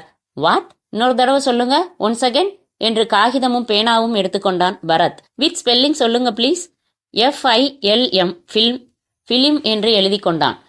PREETHI பிரீத்தி, DANCER டான்சர் டான்சர். மேலே பரத்னு உங்க பேர் போட்டு ஃபோன் நம்பரும் எழுதியிருக்கு. That's all. நேத்தோ காலையிலையோ யாரோ இந்த சீட்டை என் லெட்டர் பாக்ஸில் போட்டிருக்காங்க. யாருன்னு தெரியல, எதுக்கு போட்டாங்கன்னு தெரியல, என்ன அர்த்தம்னு புரியல. உங்க நம்பரும் பேரும் இருந்ததால கூப்பிட்டு சொல்லிடலான்னு பட்டுது, அதான் கூப்பிட்டேன் சார். தேங்க்ஸ். நீங்க எங்க இருக்கீங்க சார்? KK நகர்ல ராமானுஜன் தெருவில் இருக்கேன். You want my address please? Badrinath சொன்ன வீட்டு விலாசமும் அவரின் அலுவலக விலாசமும் குறித்து கொண்டான் பரத். எனக்கு அந்த சீட்டு வேணுமே சார். இப்போ நான் ஆஃபீஸுக்கு புறப்பட்டுக்கிட்டு இருக்கேன். வீட்டில் என் ஒய்ஃப் கிட்ட கொடுத்துட்டு போகிறேன். நீங்கள் ஆள் அனுப்பி வாங்கிக்கலாம். இல்லைன்னா நான் அதை என் ஆஃபீஸுக்கு எடுத்துகிட்டு வந்துடுறேன். நீங்கள் ஆஃபீஸுக்கு ஆள் அனுப்பி வாங்கிக்கலாம். உங்களுக்கு எது சௌகரியம்? பரத் 2 விலாசங்களையும் பார்த்தான். அலுவலக விலாசம் நுங்கம்பாக்கத்தில் இருந்தது. அதுதான் பக்கம். சார், நீங்கள் அந்த சீட்டை உங்கள் ஆஃபீஸுக்கு எடுத்துகிட்டு வந்துடுங்க. நான் எத்தனை மணிக்கு உங்கள் ஆஃபீஸுக்கு ஆள் அனுப்பலாம்? 10:30 மணிக்கு நான் என் ஆஃபீஸில் இருப்பேன். தேங்க்யூ, அனுப்பி கலெக்ட் பண்ணிக்கிறேன். பரத் வைத்துவிட்டு சிந்தனையோடு காரில் வந்தமர்ந்து அந்த விபர காகிதத்தை சுசீலாவிடம் காட்டி பேசியதை சொன்னான். என்ன பரத், இது என்ன நினைக்கிறீங்க? இது சார்லஸ் உங்களுக்கு கொடுத்திருக்கிற செய்தியா? இருக்கலாம் சுசி. அசோக் நகருக்கும் கே நகருக்கும் ரொம்ப தூரம் இல்ல. அந்த டெலிஃபோன் பூத்துல இருந்து மறுபடி துரத்தப்பட்டு அவன் ஓடி இருக்கான். அப்போ கே நகர்ல நமக்கு ஃபோன் செஞ்ச பத்ரிநாத் வீட்டு பக்கம் ஓடி இருக்கலாம். இந்த துண்டு சீட்டை அவசரமா எழுதி போட்டுட்டு ஓடி இருக்கலாம். அவன் கையெழுத்து கிறுக்கலா இருந்ததா சொன்னார் அவரு. எனிவே, அந்த சீட்டை பார்த்துட்டா கையெழுத்தை வச்சு அது சார்லஸோடதான்னு நான் சொல்லிடுவேன். நிச்சயம் இது சார்லஸ் கொடுத்த செய்தியாத்தான் இருக்கும் பரத். பிலிம், பிரீத்தி, டான்சர்னா என்ன அர்த்தம்? ஐ காட் இட் என்றாள் சுசி. என்ன, சினிமால டான்ஸ் ஆடுறவ பிரீத்தி. சார்லஸ் இப்போ இருக்கிறது அவ வீட்டில். இல்லைன்னா அவளை கேட்டா சார்லஸ் எங்க இருக்காருன்னு தெரியலாம். ஏதோ காரணத்தால சார்லஸ் இப்போ அவரா நம்மளை கான்டாக்ட் பண்ண முடியாத சூழ்நிலையில இருக்கலாம்னு நினைக்கிறேன். இரு முதல்ல அந்த சீட்டு நம்ம கைக்கு வரட்டும். ஆபீஸுக்கு போய் மாதவி அனுப்பி கலெக்ட் பண்ணிடலாம் முதல்ல என்று காரை ஸ்டார்ட் செய்தான் பரத். அத்தியாயம் 6. Moonlight detective agencies. Bharat Sushila தனியறைக்குள் வந்து அமர்ந்ததும் மாதவியை உள்ளே அழைத்தான். மாதவி, இந்த அட்ரஸ்ல பத்ரிநாத்னு ஒரு என்ஜினியர் இருப்பாரு. நான் அனுப்பிச்சேன்னு சொல்லி அவரை பாரு. ஒரு சின்ன துண்டு சீட்டு கொடுப்பாரு. பத்திரமா எடுத்துட்டு வா. ஆட்டோல போயிட்டு ஆட்டோல வந்துடு. சரி சார் என்றால் மஞ்சள் புடவை கட்டி மேட்சாக செவ்வந்தி பூச்சரம் வைத்திருந்த மாதவி. பை இன்னைக்கும் பஸ்ல தானே வந்த? ஆமா சார். ஒன்னும் ப்ராப்ளம் இல்லையே, நீ போமா என்றாள் சுசீலா. போய்விட்டாள். சுசி, நெருப்பு பத்திரிகையில எடிட்டர் இல்லைன்னா சப் எடிட்டர்னு யாராச்சும் பொறுப்பான ஆள போன்ல பிடியே என்றான் பரத். சுசீலா டெலிபோன் டைரக்டரியை எடுத்து புரட்டி எண் தேட சிகரெட் கொளுத்தி கொண்ட பரத் சிந்தனையில் ஆழ்ந்தான். சில நிமிடங்களில், பரத், நெருப்பு பத்திரிகை எடிட்டர் தங்கராஜ் லைன்ல இருக்காரு, பேசுங்க பரத் என்று ரிசீவரை நீட்டினாள் Sushila. Hello sir, I am Bharat, lawyer. Moonlight detective ஏஜென்சிஸ்னு வச்சிருக்கேன். உங்க பத்திரிகையில ஒர்க் பண்ற சப் எடிட்டர் சார்லஸ் என்னோட பெஸ்ட் ஃப்ரெண்டு சார். அவர் அங்க வந்திருக்காரா? இல்ல சார், வரல. அவர் 1 வாரமாவே லீவ்ல இருக்காரு. நினைச்சேன் நேத்தோ இன்னைக்கோ அவர் உங்களுக்கு ஃபோன் செஞ்சு பேசினாரா சார்? இல்லையே sir. I think Charles is mysteriously missing. மிஸ்ஸிங்கா? என்ன சொல்றீங்க? ஆமா, நேத்து அவர் நடுராத்திரி அவசரமா எனக்கு ஃபோன் செஞ்சு சந்திக்கணும்னு சொன்னாரு. நான் சந்திக்க போனப்போ அவர் வர சொன்ன இடத்துக்கு வரல. அசோக் நகர்ல சார்லஸை சில பேர் அந்த நேரத்துல ஓட துரத்தி இருக்காங்கன்னு தெரியுது. வீடும் பூட்டி இருக்கு. அதுக்கப்புறம் சார்லஸ் கிட்ட இருந்து எனக்கு ஃபோன் எதுவுமே வரல. என்னோட சந்தேகம் எல்லாம் யாரோ அவரை கடத்திட்டு போயிருக்கணும். இல்லைன்னா அவரே காரணத்தோட எங்கேயோ பதுங்கி இருக்கணும். சார்லஸை நான் உடனடியா சந்திச்சாகணும் சார். அதுக்கு நீங்க தான் உதவி செய்யணும். என்ன சார், இவ்வளவு தூரம் பரபரப்பான மேட்டர் சொல்றீங்க? எனக்கு எதுவுமே தெரியலையே.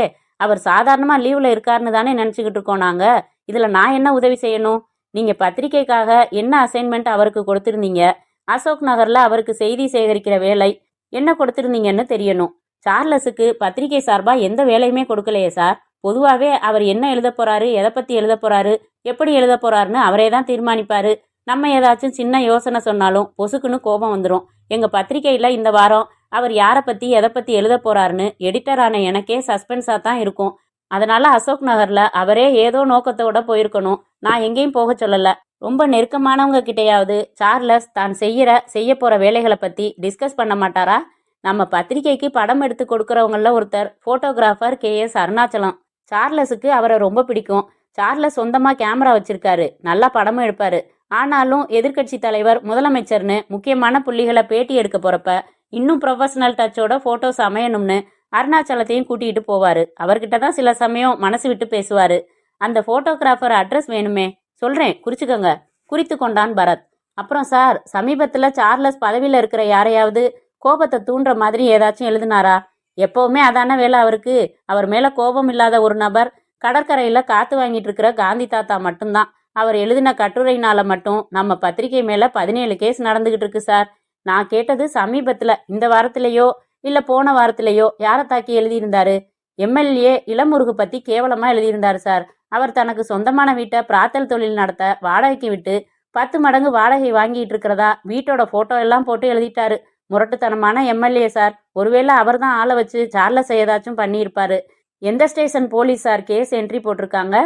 சார், சார்லஸை காணலைங்கிறது தற்போதைக்கு ரகசியமா இருக்கட்டும். அவசரப்பட்டு சென்சேஷனல் செய்தியாக்கிடாதீங்க.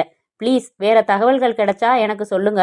முடிஞ்சா உங்க ஆஃபீஸ் வந்து உங்களை அப்புறமா சந்திக்கிறேன் என்று போனை வைத்தான் பரத். ஸ்பீக்கர் போன் சிஸ்டத்தில் ஆசிரியர் தங்கராஜ் பேசியதையும் கேட்டுக்கொண்டிருந்த சுசீலா, தன்னோட உதவி ஆசிரியர் காணலன்னு ஒரு பதட்டமே இல்லாம செய்திக்கு அலையிற மாதிரி தான் இருந்துச்சு பரத் என்றாள்.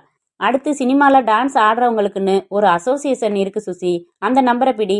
பிஆர்ஓ யாரையாச்சும் கேட்டா சொல்லிடுவாங்க என்றான் பரத். சுசீலா மறுபடி டைரக்டரி எடுத்து புரட்டின போது டெலிஃபோன் ஒலித்தது. பரத் எடுத்தான்.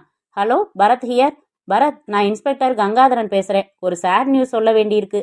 நேற்று ராத்திரி பூரா தேடினமே உங்க ஃப்ரெண்டு சார்லஸ், அவரை மர்டர் பண்ணியிருக்கானுங்க ராஸ்கல்ஸ். ஓ நோ என்றான் பரத். எப்படி, எங்க? கே நகர்ல ராமையா தெருவுல வானவில் அபார்ட்மெண்ட்ஸ் வாசல்ல வாட்டர் லாரி வந்து நின்றுருக்கு. தண்ணி கொட்டுறதுக்காக சம்பு மூடிய திறந்தா உள்ள மதந்திருக்கான். அரை மணி முன்னாடி ஃபோன் வந்து ஸ்பாட்டுக்கு வந்து வெளியில எடுத்து போட்டோம். பத்திரிகை ஆபீஸ் கொடுத்திருக்கிற அடையாள கார்டு போட்டோவோட இருக்கு. சார்லஸ் தான். நீங்களும் வந்து பாத்துடுங்க. ஸ்பாட் பக்கத்துல இருந்து தான் பேசுறேன். தளர்வாய் ரிசீவரை வைத்தான் பரத். அத்தியாயம் 7. கருப்பு பேண்ட்டும் கருப்பு ஜெர்கினும், பீக் வைத்த தொப்பியும் பூமா ஷூவும் சிலுவை டாலரும் பளபளப்பான பக்கில் உள்ள பெல்ட்டும் அணிந்திருந்த, சரேல் என்று மீசை வைத்திருந்த, நெற்றியோரம் தழும்பு சுமந்திருந்த சார்லஸ் உயிர் துடிப்பு இல்லாமல் கிடந்தான். தூரம் தள்ளி அரைவட்டமாக ஏராளம் பேர் நின்று வேடிக்கை பார்த்து கொண்டிருக்க, ஆம்புலன்ஸ் வந்து காத்திருக்க, இன்ஸ்பெக்டர் கங்காதரன் வாய் பொத்தி கலங்கி நின்ற பரத்தின் தோளை தொட்டார். கம்பி போட்டு கழுத்தை நெரிச்சிருக்கானுங்க பரத். ஜெர்கினுக்குள்ள ரிவால்வர் இருந்துச்சு, எடுத்து வச்சிருக்கேன். திறந்து பார்த்தேன், 5 கேட்ரிஜ் தான் இருக்கு. ஸோ அவனுங்களை கிட்ட வராதிங்கன்னு எச்சரிக்கை செஞ்சு இவர் தான் சுட்டுட்டு ஓடி இருக்காரு. அசோக் நகர்லேருந்து இவ்வளவு தூரம் கே நகர் வரைக்கும் ஓடி வந்தவரை மறுபடியும் அவனுங்க அசந்த சந்தர்ப்பத்தில் அமுக்கி இருக்கணும். கழுத்தை நெரிச்சு இந்த சம்புக்குள்ள தள்ளி விட்டுட்டு போயிட்டானுங்க. பிலிமையும் எக்ஸ்போஸ் பண்ணிட்டானுங்க. பிலிமா? ஆமாம், சம்புக்குள்ள இவரோட கேமராவும் கிடந்துச்சு. எக்ஸ்போஸ் செய்யப்பட்ட ஒரு ரோல் ஃபிலிமும் கிடந்துச்சு. எடுத்து வச்சேன். ஜீப்பில் இருக்கு, பார்க்குறீங்களா? பரத் அவரோடு ஜீப்புக்கு வந்தான். உள்ளே பின்சீட்டில் வர இருக்கும் உயர் அதிகாரியிடம் காட்டுவதற்காக வரிசையாக வைத்திருந்த அடையாள அட்டை, money purse, revolver, camera, film roll எல்லாவற்றையும் காட்டினார். கேமரா ஃபிலிம் லோடு செய்கிற மூடி திறந்து உள்ளே ஃபிலிம் இல்லாமல் கிடந்தது. அந்த ஒரு முழு ஃபிலிம் ரோல் வெளிச்சத்தில் உருவப்பட்டு கருப்பாக்கப்பட்டு கிடந்தது. பரத், என் யூகம் என்ன தெரியுமா? சார்லஸ் ஒரு துப்பறியும் பத்திரிகையாளர் இல்லையா? பத்திரிகைகள் எல்லாம் ராத்திரி ரவுண்ட் அப்னு சுற்றி வந்து அப்போ நடக்கிற அவலங்களை ஃபோட்டோ பிடிச்சு கட்டுரையை எழுதுவாங்களே, அந்த மாதிரி அசோக் நகர் பக்கம் இவர் ஒரு ரவுண்டு வந்திருக்கணும். அப்போ அந்த பசங்க ஏதோ தப்பு செஞ்சிருக்கணும். யாரையாச்சும் ஒரு பொண்ணை அவனுங்க ரேப் பண்ண முயற்சி பண்ணியிருக்கலாம். இல்லைன்னா யாரையாச்சும் கத்தியை காட்டி மிரட்டி இருக்கலாம். அந்த சமயம் பார்த்து இவர் அவனுங்கள ஃபோட்டோ பிடிச்சிருக்கலாம். அதனால அவங்க துரத்தி இருக்கலாம். அப்போதான் நடுவில் தப்பிச்சு உங்களுக்கு இவர் ஃபோன் செய்திருக்கணும். அதுக்குள்ளே அவனுங்க மறுபடி வந்து துரத்தி கடைசியில் நெகட்டிவை உருவிட்டு ஆளையும் க்ளோஸ் பண்ணி மொத்தமாக உள்ள தள்ளி விட்டுட்டு போயிட்டானுங்க என்றார் இன்ஸ்பெக்டர் கங்காதரன். பரத் மௌனமாக இருந்தான். இல்லை, அது இல்லை, காரணம் வேறு. திடீரென்று அவன் போட்டோ எடுக்கவில்லை, திட்டமிட்டு எடுத்திருக்கிறான். யாரை? அந்த போட்டோக்களில் என்ன? பெரிய துரோகம் என்றானே, பெரிய சதி என்றானே, தேசப்பற்று வேண்டாமா என்றானே. நிச்சயமாக கொள்ளை கற்பழிப்பு விஷயங்கள் அல்ல. உயரதிகாரியிடம்தான் சொல்ல வேண்டும். இவரிடம் சொன்னால் அவசரப்பட்டு பத்திரிகைக்காரனிடம் உளறி கொட்டி விடுவார். சார்லஸோட தங்கைக்கு எப்படி இன்ஃபார்ம் பண்ண போறீங்க என்றாள் சுசீலா இன்ஸ்பெக்டரிடம். அவங்க காலேஜில் கூப்பிட்டேன். டூர் முடிஞ்சு இன்னைக்கு மத்தியானம் வர்றாங்களாம். பஸ்ஸில் போயிருக்காங்க. நடுவில் இன்ஃபார்ம் பண்ண வாய்ப்பில்லை. வந்ததும் இன்ஃபார்ம் பண்ணிடுறோம்னு சொன்னாங்க. சார்லஸுக்கு ஒரு பெரியப்பா இருக்கார் மெட்ராஸில். அவருக்கு நான் சொல்லிடுறேன். எல்லா ஏற்பாடுகளையும் அவர் பார்த்துக்குவாரு என்றான் பரத். ஆம்புலன்ஸில் ஏற்றி பாடியை ஆஸ்பத்திரிக்கு செல்லும் வரை அங்கேயே இருந்துவிட்டு அதன் பிறகு பரத் சுசீலா புறப்பட்டார்கள். அத்தியாயம் 8. எக்ஸ்கியூஸ் மீ சார் என்றார் நியூட்டன்.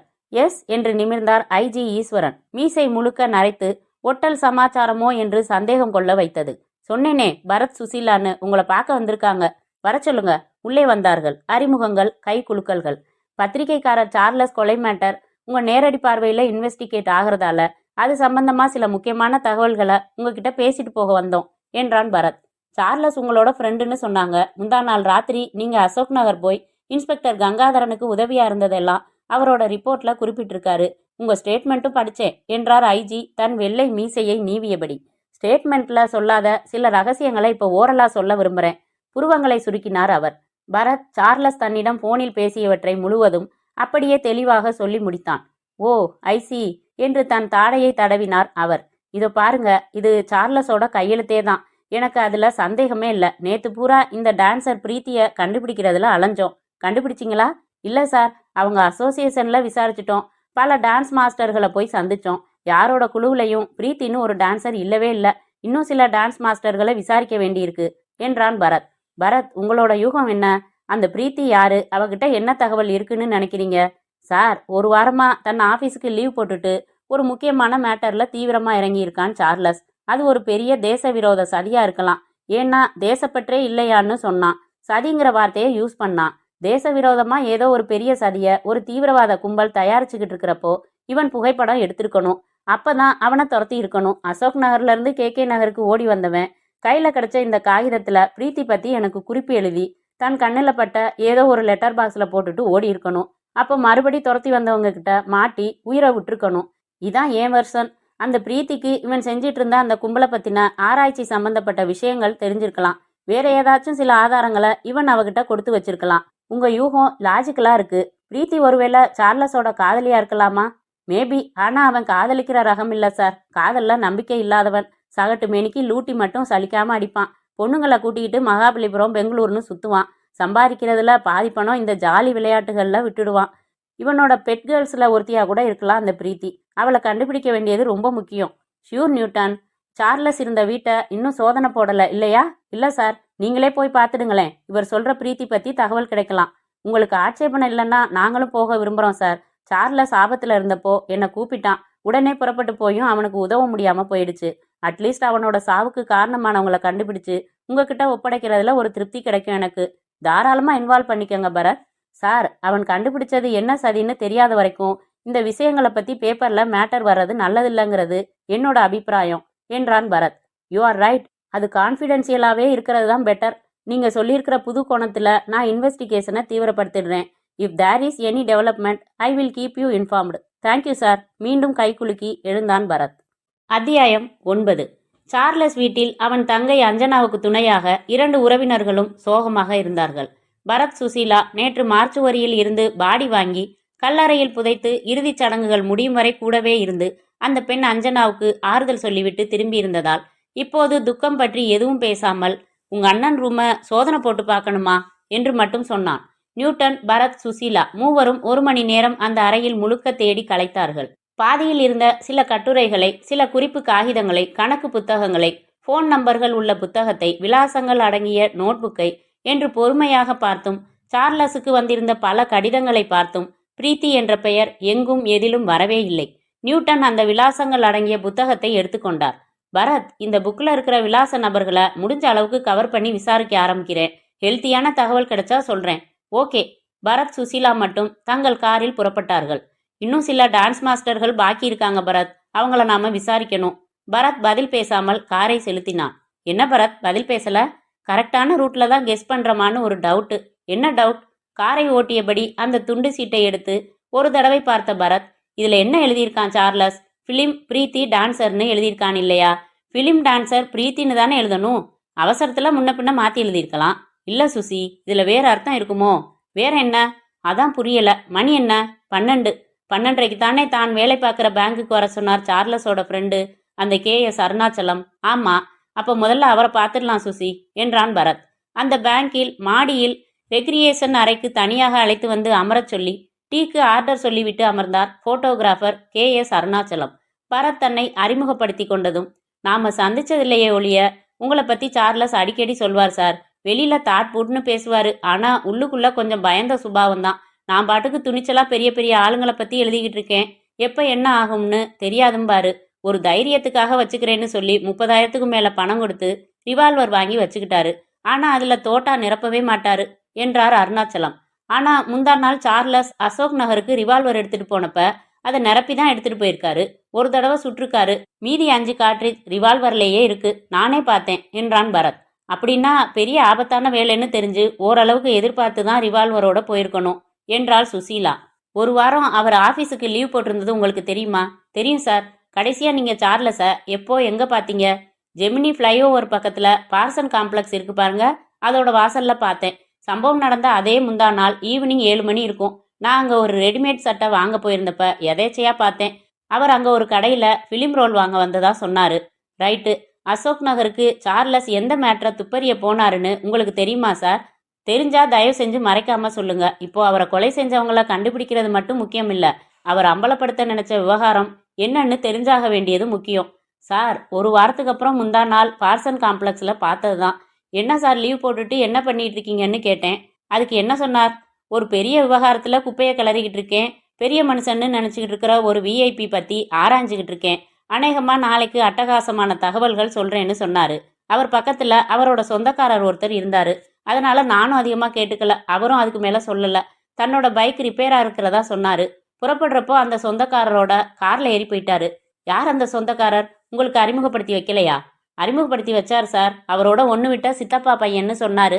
அவர் பேர் கிறிஸ்டோஃபர்னு சொன்னார். அவர் ஒரு எலக்ட்ரானிக்ஸ் என்ஜினியர்னு சொன்னார். அந்த கிறிஸ்டோஃபர் விசிட்டிங் கார்டு கூட கொடுத்தாரு சார். வீட்டில் இருக்கு. வேணுமா? வேணும். அந்த கிறிஸ்டோஃபர் கிட்ட சார்லஸ் ஏதாவது சொல்லியிருக்கலாம். உங்கள் வீட்டுக்கு போகிறதுக்கு முன்னாடி சார்லஸ் தங்கை அஞ்சனாவுக்கு ஃபோன் பண்ணி பேசிடுறேன். அவளுக்கு கிறிஸ்டோஃபர் அட்ரஸ் தெரிஞ்சிருந்தா உங்கள் வீட்டுக்கு போய் அந்த கார்டை எடுத்துக்கிட்டு வர வேண்டியதில்லை என்றான் பரத். மேலும் கொஞ்ச நேரம் விசாரித்துவிட்டு கீழே பேங்க் ஹாலுக்கு வந்தார்கள். அருணாச்சலம் அனுமதி வாங்கி எடுத்து கொடுத்த தொலைபேசியில் அஞ்சனாவை தொடர்பு கொண்டான் பரத். அவளுக்கு அந்த கிறிஸ்டோஃபரின் விலாசம் தெரிந்திருந்தது. சொன்னால் குறித்து கொண்டான். அருணாச்சலத்திற்கு நன்றி கூறி கைகுலுக்கி புறப்பட்டார்கள். அந்த பேங்க்ல கேஷியர் ஒரு பொம்பளை, கவனிச்சியா சுசி என்றான் பரத். ஆமா, அதுக்கு என்ன? சேஃப்டி பின் அவசரத்துக்கு ஆத்திரத்துக்கு ஒன்று வச்சுக்கிட்டா பத்தாதா சுசி? அவ எதுக்கு 4-5 நாதஸ்வர வித்வான் வரிசையா சீவாளி தொங்க விட்டுக்கிற மாதிரி? அவங்க சேஃப்டி பின் கோத்து வச்சிருந்தது உங்களுக்கு எப்படி தெரியும்? சொன்னா அடிக்க வரக்கூடாது. டிரான்ஸ்பரன்ஸ் சேலைய ஒத்தையா போட்டிருந்ததால. சே, அவங்களுக்கு 40 வயசாவது இருக்கும் பரத். அதுக்காக 4 பின்னா? 50 வயசுன்னா 5 பின்னா? கொஞ்சமாவது விவசாய வேணாமா? Land manners Bharat. விவேகானந்தா கல்வி நிலையத்துல சொல்லித்தராங்களா சுசி? யூ அடுத்து விவி, அதுக்கப்புறம் WW. நரகத்துல உங்களுக்கு விதவிதமான சித்திரவதைகள் நிச்சயம் பரத். Hi jolly. நரகத்துக்கு போறது ஜாலியா? பின்ன இல்லையா? சொர்க்கத்துக்கு யார் போவா? அங்க என்னைய அனுப்பிச்சா கூட போக மாட்டேன்னு அடம் பிடிச்சு அர்ஜென்ட்டா ஏதாச்சும் பெரிய பாவம் செஞ்சு நரகத்துக்கு வந்துடுவேன். என்ன மாதிரி டேக்கிடிசி பீப்புளுக்கு அங்க என்ன வேலை? எந்த பக்கம் பார்த்தாலும் ஒரே பத்தினி பொண்ணுங்களா இழுத்து போத்திக்கிட்டு பட்டுப்புடவை விளம்பரம் மாதிரி மூக்குத்தி ஜொலிக்க குத்து விளக்கு ஏத்திக்கிட்டு இருப்பாங்க. நரகத்துல தான் உலகத்துல இருக்கிற எல்லா நாட்டு பலான பார்ட்டிஸும் இருக்கும். அவங்களோட சேர்ந்து சித்திரவதை அனுபவிக்கிறது கூட சுகம். சே, உங்களை எப்படி திட்டுறதுன்னு கூட புரியல. சொர்க்கத்துக்கும் போகாம நரகத்துக்கும் போகாம ஆவியா அலைய போறீங்க. அது இன்னும் நல்லதா போச்சு. ஆவியா போயிட்டா கதவு ஜன்னல் எல்லாம் மூடி இருக்கேன்னு கவலைப்பட வேண்டியதில்ல. நேரா சொயின்னு லேடிஸ் ஹாஸ்டலுக்குள்ள போய் சைட் அடிக்கலாம். சரி, அப்ப ஆவியாவே போங்க என்று சுசீலா ஸ்டியரிங்கை வேண்டுமென்றே வளைத்து விட்டுவிட திசை மாறிய காரை மறுபடி பாதைக்கு கொண்டு வருவதற்குள் பதறிப்போன பரத், மை காட், என்னை கொல்ல சதி என்றவன் சட்டென்று காரை பிரேக் அடித்து நிறுத்தினான். என்னாச்சு? அங்கு பாரு என்று சாலையின் ஓரத்தில் இருந்த பெரிய கட்டவுட்டை காட்டினான் பரத். மத்திய அமைச்சர் அஸ்ரானி அவர்களே வருக வருக என்று எழுதி அமைச்சரின் உயரமான கட்டவுட் வைத்து கீழே இளைஞர் அணி செயலாளர் என்று கட்டவுட்டுக்கு காசு செலவழித்தவரின் பெயரும் இருந்தது. இந்த கட்டவுட் வியாதி இப்ப எல்லா கட்சியையும் தொத்திக்குச்சு பரத். ஒரு வகையில மக்களுக்கு லாபம். மத்தியான நேரத்துல ஒதுங்க அங்கங்கே நிறைய நிழல் கிடைக்குது என்றாள் சுசீலா. பரத் எதுவும் பேசாமல் கட்டவுட்டையே பார்த்து கொண்டிருந்தான். என்ன பரத், இந்த மத்திய அமைச்சர் எப்போ மெட்ராஸ் வராரு? நாளைக்கு வர்றாரு. இன்னைக்கு பேப்பர்ல அவரோட ப்ரோக்ராம் பூரா போட்டிருக்காங்களே, படிக்கலையா? படிக்கல. சொல்லு, அமைச்சர் வர்றது எதுக்கு? தமிழ்நாடு போலீஸ்ல சிறப்பா சாதனை புரிஞ்ச அதிகாரிகளுக்கு விருது வழங்குற விழா நாளைக்கு சாயங்காலம் நடக்குது. அதுல கலந்துக்கிறதுக்காக வர்றாரு. எப்போ வர்றாரு? நாளைக்கு மத்தியானம் தனி விமானத்துல முதலமைச்சரோட விருந்து, கவர்னரை சந்திக்கிறாரு. அங்கேயே ஓய்வு எடுக்கிறாரு. ஈவினிங் 2 மணி நேரம் நிகழ்ச்சி முடிஞ்சதும் நேரா ஏர்போர்ட் போய் பிளேன் ஏறிடுறாரு. இந்த அமைச்சர் அஸ்ரானி தானே ஒரு வாரம் முன்னாடி இந்தியாவில் இருக்கும் அத்தனை தீவிரவாத இயக்கங்களையும் வேர்களோடு கலைந்து அவர்களை ஒழிப்பதுதான் என் லட்சியம்னு பேசினது. ஆமா, ஒருவேளை தேச விரோத சதிங்கிறது இந்த அமைச்சரை கொலை செய்யற சதியா இருக்கலாமா? சார்லஸ் துப்பறிஞ்சது தீவிரவாத அமைப்புகளோட தொடர்பு உள்ள ஒரு விஐபியா இருக்கலாமா? இருக்கலாம். ஆனா எப்படி பரத் உறுதியா சொல்ல முடியும்? முதல்ல எனக்கு திடீர்னு தோணுன இந்த சந்தேகத்தை ஐஜி கிட்ட சொல்லலாம். பக்கத்துல போன் எங்க இருக்குன்னு பாரு என்றான் பரத். அத்தியாயம் 10. சொல்லுங்க பரத் என்றார் நியூட்டன் எதிர்முனையில். நியூட்டன், ஒரு திடீர் டவுட் என்றான் பரத். என்ன? நாளைக்கு தமிழ்நாட்டுக்கு வர மத்திய அமைச்சர் அஸ்ரானிய கொலை செய்யற சதியத்தான் சார்லஸ் துப்பறிஞ்சிருக்கலாமோன்னு. என்ன பரத், இவ்வளோ பெரிய குண்டை போடுறீங்க? நான் போடல சார், யாராச்சும் போட்டுட போறாங்கன்னு ஒரு கவலை ஏற்பட்டுச்சு. ஏன்னா சமீபத்துல தீவிரவாத இயக்கங்களுக்கு எதிராக ஃபோர்ஸா பேசினவர் இந்த அமைச்சர். ஜஸ்ட் கெஸ் தான், எந்த ஆதாரமும் இல்ல. இந்த சதியை உறுதிப்படுத்த உங்ககிட்ட சொல்லிட்டா பாதுகாப்பு ஏற்பாடுகளை இன்னும் அலர்ட்டா செய்வீங்களேன்னு தான் சொன்னேன். தேங்க்யூ பரத், உடனே ஐஜி கிட்ட பேசுறேன். நாளைக்கு விழா எங்க நடக்குது? ராஜரத்னம் ஸ்டேடியத்துல. ஓப்பன் கிரவுண்ட்லையா? ஆமா. அப்போ ரொம்ப எச்சரிக்கையா இருக்க பாருங்க. அப்புறம் சார், ஒரு ஆபீசரை டெபியூட் பண்ணி அசோக் நகர்ல இருக்கிற பிரபலமான விஐபிக்கள் எல்லாம் யாருன்னு ஒரு லிஸ்ட் எடுக்க சொல்லுங்க. அவர் எந்த துறையா இருந்தாலும் சரி. என்ன பரத் இது? அசோக் நகர்ல தான் எக்கச்சக்கமான விஐபிக்கள் இருக்காங்களே, எதுக்கு? சார்லஸ் ஒரு வாரமா துப்பறிஞ்சுக்கிட்டு இருக்கிறது ஒரு விஐபியை பத்தி தான்னு ஒரு தகவல் கிடைச்சிருக்கு சார். லிஸ்ட் எடுக்க சொல்லுங்களேன். அப்புறம் ஒரு சின்ன பாயிண்ட்டை ஓவர்லுக் பண்ணிட்டோம். என்ன பரத்? தான் உட்கார்ந்திருந்த மரத்தோட கிளை உடைஞ்சு கீழே விழுந்ததாகவும் அந்த சத்தம் கேட்டு ஓடி வந்தவங்க தான் துரத்திட்டு வந்ததாகவும் சார்லஸ் என்கிட்ட சொன்னான் இல்லையா? ஆமா, அப்படித்தான் சொன்னீங்க. அசோக் நகர்ல ஆயிரக்கணக்கான பங்களாக்கள் இருந்தாலும் 10-15 போலீஸ்காரங்களை மஃப்டியில் அனுப்பி பார்க்க சொல்லலாம்னு படுது. எந்த பங்களா பக்கத்துலயாவது ஒரு மனுஷன் உட்கார்ந்தா தாங்குற அளவுக்கு தடியான கிளை எந்த மரத்திலேயாவது உடஞ்சிருக்கான்னு பார்க்க சொல்லுங்க. சொல்லலாம் பரத். ஆனா எவ்வளவு ஆயிரம் மரங்கள் இருக்கு, அதுல ஒவ்வொன்றா நின்று எப்படி பார்க்கறது? ஒரு கிளை உடைஞ்சது வெளியில தெரியாம மற்ற கிளைகள் மறைக்கும், ஏறி பார்த்தாதான் தெரியும். சார், நமக்கு அதிர்ஷ்டம் இருந்தா பார்த்ததுமே கிளை உடைஞ்சிருக்கிறது கண்ணில் படுறதுக்கும் சான்ஸ் இருக்கு இல்லையா? யாரையும் விசாரிக்காம ஜஸ்ட் ஒரு பார்வை பார்க்க சொல்லுங்களேன். கோயிலுக்கு பக்கத்துல இருக்கிற டெலிஃபோன் பூத்துல இருந்து அவன் பேசினப்ப துரத்தினவங்களுக்கு பல தெருக்கள்ல போக்கு காட்டி ஓடி தப்பிச்சு வந்ததா சொன்னான். அதனால குறிப்பா அவன் எந்த தெருவுல எந்த பங்களாவை வாட்ச் பண்ணிட்டு இருந்தான்னு என்னால குத்து மதிப்பா கூட சொல்ல முடியல. முயற்சி பண்ணுங்க. முந்தா நாள் ஈவினிங் சார்லஸ் தன் சித்தப்பா பையன் கிறிஸ்டோபரை பார்க்கத்தான் போயிருக்கான். புது தகவல் கிடைச்சா உடனே சொல்றேன் என்று போனை வைத்தான் பரத். அத்தியாயம் 11. ஆமா, நானும் சார்லஸும் அன்னைக்கு பார்சன் காம்ப்ளெக்ஸ் போயிருந்தோம் என்றார் கிறிஸ்டோபர். சஃபாரி சூட், வகிடு, பெரிய மூக்கு சந்திரபாபுவுக்கு போல மீசைக்குள் 2 முயல் குட்டிகள் துரத்தி விளையாடலாம். கார்ட்டூனிஸ்ட் யாராயிருந்தாலும் இவரை பிடித்து போய்விடும். இவர் காணாமல் போனால் யாரும் போலீசிடம் சுலபமாக படம் வரைந்து காட்டிவிட முடியும் என்று பரத்திற்கு தோன்றியது. சுசீலா ஸ்ட்ராவை எடுத்துவிட்டு கொக்கோ கோலாவை மடக் மடக் என்று குடித்தாள். சார், ஒரே ஒரு கேள்விதான். சார்லஸை கொலை செஞ்சது யாரா இருக்கலாம்னு நினைக்கிறீங்க? Any idea? உங்களை தேடி வந்து கேட்குறோம்னா கடைசியா உங்களை சந்திச்சிருக்காரு. அன்னைக்கு ராத்திரி அவர் என்ன செய்ய போறாருன்னு ஏதாச்சும் சொல்லியிருக்கலாம். கிறிஸ்டோபர் மன்னிப்பு கேட்டுவிட்டு சிகரெட் பற்ற வைத்து கொள்ள அதே ஜுவாலையில் பரத்தும். சார்லஸ் என்னை பார்க்க எதுக்கு வந்தான்னு சொல்றேன். அவர் என்கிட்ட வந்த விஷயம் ரகசியமா இருக்கட்டும்னு சொன்னாரு. இப்ப அவர் மரணம் ஆராயப்படுறதால நான் அதை சொல்றது உபயோகமா இருக்கும்னு படுது என்றார் கிறிஸ்டோபர். சொல்லுங்க ப்ளீஸ். என்னோட ஆஃபீஸில் அன்னைக்கு ஈவினிங் 6 மணிக்கு வந்து பார்த்தாரு. என் காரில் ஏற்றிக்கிட்டு பாம்புரோவ் ஹோட்டலில் டிஃபன் சாப்பிட்லாம்னு போனோம். வழியில் பார்சன் காம்ப்ளெக்ஸில் நிறுத்த சொல்லி போய் ஃபிலிம் ரோல்ஸ் வாங்கிட்டு வந்தார். அப்போ தான் அந்த ஃபோட்டோகிராஃபரை அறிமுகம் பண்ணி வச்சாரு. ஹோட்டலில் டிஃபன் சாப்பிட்றப்ப தான் மேட்டர் சொன்னார். ஒரு விஐபி அசோக் நகரில் இருக்கிறதாகவும் அவருக்கு ஒரு தீவிரவாத இயக்கத்தோட தொடர்பு இருக்கிறதாகவும் அவர் சந்தேகப்படுறதா சொன்னார். அந்த விஐபியோட நடவடிக்கைகளை தொடர்ந்து வாட்ச் பண்ணிக்கிட்டு இருக்கிறதாகவும் அன்னைக்கு நைட்டு கூட வாட்ச் பண்ண போகிறதாகவும் சொல்லிட்டு என்ன வயர்லெஸ் மைக்ரோஃபோன் ஒன்று தயாரித்து தர முடியுமான்னு கேட்டார். அதில் மேக்னெட் இருக்கணும், இரும்பில் ஒட்ட வச்சுட்டு 400-500 மீட்டர் தள்ளி அதோட ரிசீவர் வச்சு டேப் செய்கிற வசதியோட மைக்ரோ ரிசீவர் ஒன்றும் செய்து தர முடியுமான்னு கேட்டார். அப்புறம் முடியும்னு நான் சொன்னேன். எவ்வளோ சீக்கிரம் முடியுமோ அவ்வளோ சீக்கிரம் செய்துட்டு ஃபோன் செய்ய சொன்னார். அப்புறம் ஹோட்டலை விட்டு வெளியில் வந்ததும் நாங்கள் பிரிஞ்சிட்டோம். நான் காரை எடுத்துக்கிட்டு வந்துட்டேன். அவர் ஆட்டோ பிடிச்சி போயிட்டாரு. அந்த விஐபி யாருன்னு நீங்கள் கேட்கலையா? கேட்டேன். கூடிய சீக்கிரம் அவர் கைது செய்யப்பட்டதா பேப்பரில் ஃபோட்டோவோட மேட்டர் வரும், அப்போ தெரிஞ்சுக்கங்கன்னு சொல்லிட்டாரு. நான் வற்புறுத்தி கேட்டும் ஒரு குழு கூட கொடுக்கல. புதுசாக எந்த தகவலும் இல்லை பரத் என்றாள் சுசீலா. தீவிரவாத இயக்கத்தில் தொடர்பு உள்ள விஐபின்னு அடிஷ்னல் கன்ஃபர்மேஷன் கிடைச்சிருக்கு சுசி என்றான் பரத். அப்புறம் ஒரு விஷயம், அந்த மைக்ரோஃபோனையும் ரிசீவரையும் ரெடி செஞ்சதும் அவரோட ஆஃபீஸுக்கோ இல்லை வீட்டுக்கோ ஃபோன் செய்ய வேணாம்னு சொல்லிட்டாரு. கீதான்னு தன்னோட ஃப்ரெண்டு ஒருத்தியோட ஃபோன் நம்பர் குறிச்சு கொடுத்தாரு என்றார் கிறிஸ்டோபர். கீதா எங்க? அந்த நம்பரை கொடுங்க. கிறிஸ்டோபர் உள்ளறைக்கு சென்று ஒரு மஞ்சள் நிற துண்டு பேப்பரை எடுத்து வந்து நீட்டினார். அதில் கீதா 413319 என்று எழுதியிருந்தது. இந்த பொண்ணு ஃப்ரெண்டாமா என்றான் பரத். கிறிஸ்டோபர் சுசீலாவை ஒரு தரம் பார்த்து கொண்டு தயங்கி சிரித்து, அவர் அப்படித்தான் சொன்னார், அவரை பற்றி உங்களுக்கு தெரிஞ்சிருக்குமே என்றார். புரியுது. 41 அடையாறு. உங்கள் ஃபோன் யூஸ் பண்ணிக்கட்டுமா? ரிசீவர் எடுத்து அந்த எண்களை ஒற்றினான் பரத். யாரானு என்று மலையாள குரல் கேட்டது. இது 413319 என்றான் பரத் மலையாள ஆக்சென்டில். அதே சார், யாரானு? அவ்விடத்தில் கீதை உண்டோ? பகவத்கீதையோ? ഇപ്പോൾ തമാസ് പറയാനുള്ള നേരമില്ല. എനിക്ക് ഉടൻ ഗീതയോട് സംസാരിക്കണം. പക്ഷേ നിങ്ങൾ ഗീതയാണ്? ഇല്ല, ഞാൻ ഗീതയോട് ചേച്ചിയാണു. അപ്പോൾ ഗീதை അവിടെ ഇല്ല അല്ല. എവിടെ പോയിരിക്കുന്നു പറയാൻ പറ്റുമോ? ഞാൻ ഒരു വക്കീൽ, சார்லஸிൻ്റെ ஃப்ரெண்டானு.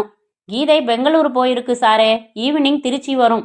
திருச்சியிலேருந்து எப்போல் வரும்? ஞான் திருச்சின்ற ஊரை பறஞ்சிட்டில்ல. ஈவினிங் மெட்ராஸ் வரும்னு பறஞ்சது சாரே. ஓகே, நீங்களோட அட்ரஸ் கொஞ்சம் பறையணும் ப்ளீஸ். பரத் குறித்து கொண்டு, வளர நன்றி. ஈவினிங் ஞான் வர்றான், அப்போல் நீங்களையும் நிச்சயமாயிட்டு நோக்காம் என்று வைத்தான். அந்த கீதாவின் ஃபோன் நம்பர் எழுதின காகிதத்தை எதேச்சையாக திருப்பி பார்த்தான் பரத். அது ஒரு பில் காகிதம். கோனிகா பிலிம் 2 ரோல் வாங்கியதற்கான பில், பார்சன் காம்ப்ளெக்ஸ் கடை விலாசத்துடன் முந்தா நாள் தேதியுடன். சுசி, இதோ பாரு, அன்னைக்கு சார்லஸ் 2 ரோல் பிலிம் வாங்கியிருக்கான் என்றான் பரபரப்புடன். அதனால என்ன பரத்? அதனால என்னவா? சார்லஸ் வீட்டில் சோதனை போட்டப்போ நமக்கு பிலிம் ரோல் எதுவும் கிடைக்கல சுசி. ஆமா, சார்லஸோட பிணத்தை கைப்பற்றினப்ப மணி பர்ஸ், கேமரா, எக்ஸ்போர்ட் பிலிம் ரோல்னு பல பொருள்களை எடுத்தாங்க. அதுல ஒரு முழு பிலிம் ரோல் இல்ல சுசி. கேமராவும் காலியா இருந்துச்சு. என்ன சொல்றீங்க பரத்? மை காட், இப்பதான் எனக்கு ஒரு முக்கியமான மேட்டர் புரியுது சுசி. அன்னைக்கு ராத்திரி அவன் கடையில 2 ரோல் பிலிம் வாங்கியிருக்கான். 2 ரோலும் எடுத்துட்டு போயிருக்கான். ஒரு ரோல் மட்டும் எடுத்துட்டு போயிருந்தா மிச்சம் ஒரு ரோல் நமக்கு வீட்டில் கிடைச்சிருக்கும். சரியா? கரெக்ட். 2 ரோலும் எடுத்துட்டு போயிருக்காருன்னு புரியுது. போலீஸ் கைப்பற்றினது ஒரே ஒரு எக்ஸ்போஸ்டு ரோல் தான். அப்ப இன்னொரு ரோல் எங்க என்ற பரத் ஒரு சொடக்கு போட்டு, சுசி, இப்படித்தான் நடந்திருக்கணும் என்றான். எப்படி? சார்லஸ் ஒரு தடவை கேரளால நடந்த ஒரு அனுபவத்தை சொல்லியிருக்கான் சுசி. அங்கே ஒரு கிராமத்துல ஒரு பண்ணையார் கொத்தடிமைகளை வச்சிருக்காருன்னு செய்தி கேள்விப்பட்டு சார்லஸ் அங்கே மேட்டர் கலெக்ட் பண்ண போயிருக்கான். அந்த கொத்தடிமைகளை தனியா பார்த்து பேசி போட்டோவும் எடுத்தப்ப பண்ணையோட ஆளுங்க ஓடி வந்திருக்காங்க. சார்லஸ் ஓடி ஒரு குடிசையில நுழைஞ்சு அவசரமா எடுத்த ரோலை வெளியே எடுத்து பாக்கெட்ல போட்டுக்கிட்டு புதுசா ரோல் எடுத்து கேமரால மாட்டி வச்சுட்டானா. அந்த ஆளுங்க குடிசைக்குள்ள புகுந்து இவனை தாக்கிட்டு கேமராவில் இருந்த பிலிம் ரோலை பிடுங்கி எக்ஸ்போஸ் பண்ணி இருக்காங்க. அவன் பத்திரப்படுத்தின பிலிமோட மெட்ராஸ் வந்து அமர்க்கலமா படங்களோட கட்டுரை எழுதிட்டான். அந்த பண்ணையாரை கைது செய்ய வச்சது அந்த கட்டுரை. சார்லஸ் இந்த சம்பவத்திலையும் அதே டெக்னிக்கை தான் யூஸ் பண்ணியிருப்பான்னு நினைக்கிறேன். இருக்கலாம் பரத் என்றாள் சுசீலா. 5 அட்டகாசமான போட்டோஸ் எடுத்ததா என்கிட்ட சொன்ன சார்லஸ் அந்த பிலிம் ரோலை பத்திரப்படுத்திட்டு புது ரோலை மாட்டி வச்சிருப்பான்னு நினைக்கிறேன். அவனுங்க எக்ஸ்போஸ் செஞ்சது புது ரோலை தான். அதுல எதுவுமே இல்லை. அப்போ 5 முக்கியமான போட்டோஸ் உள்ள அந்த பிலிம் ரோல் எங்க பரத்? தன்கிட்ட இருந்தா சோதனை போட்டு எடுத்து அதையும் எக்ஸ்போஸ் செஞ்சிருவாங்கன்னு அந்த ரோலை எங்கேயோ பத்திரப்படுத்தி இருக்கணும் சுசி. அந்த பிலிம் ரோலை எங்க பத்திரப்படுத்தி இருக்கான்னு எனக்கு சொல்ற குறிப்பு தான் பிலிம் பிரீத்தி டான்சர் வார்த்தைகள். முதல்ல பிலிம்னு ஏன் எழுதினான்னு இப்ப புரியுது. அப்போ அந்த பிரீத்தி பிலிம் டான்சர் இல்ல, வெறும் டான்சர். நாம விசாரிக்க வேண்டியது பரதநாட்டிய பள்ளிகள்ல, அப்படித்தானே என்றாள் சுசீலா. கொஞ்சம் இரு சுசி.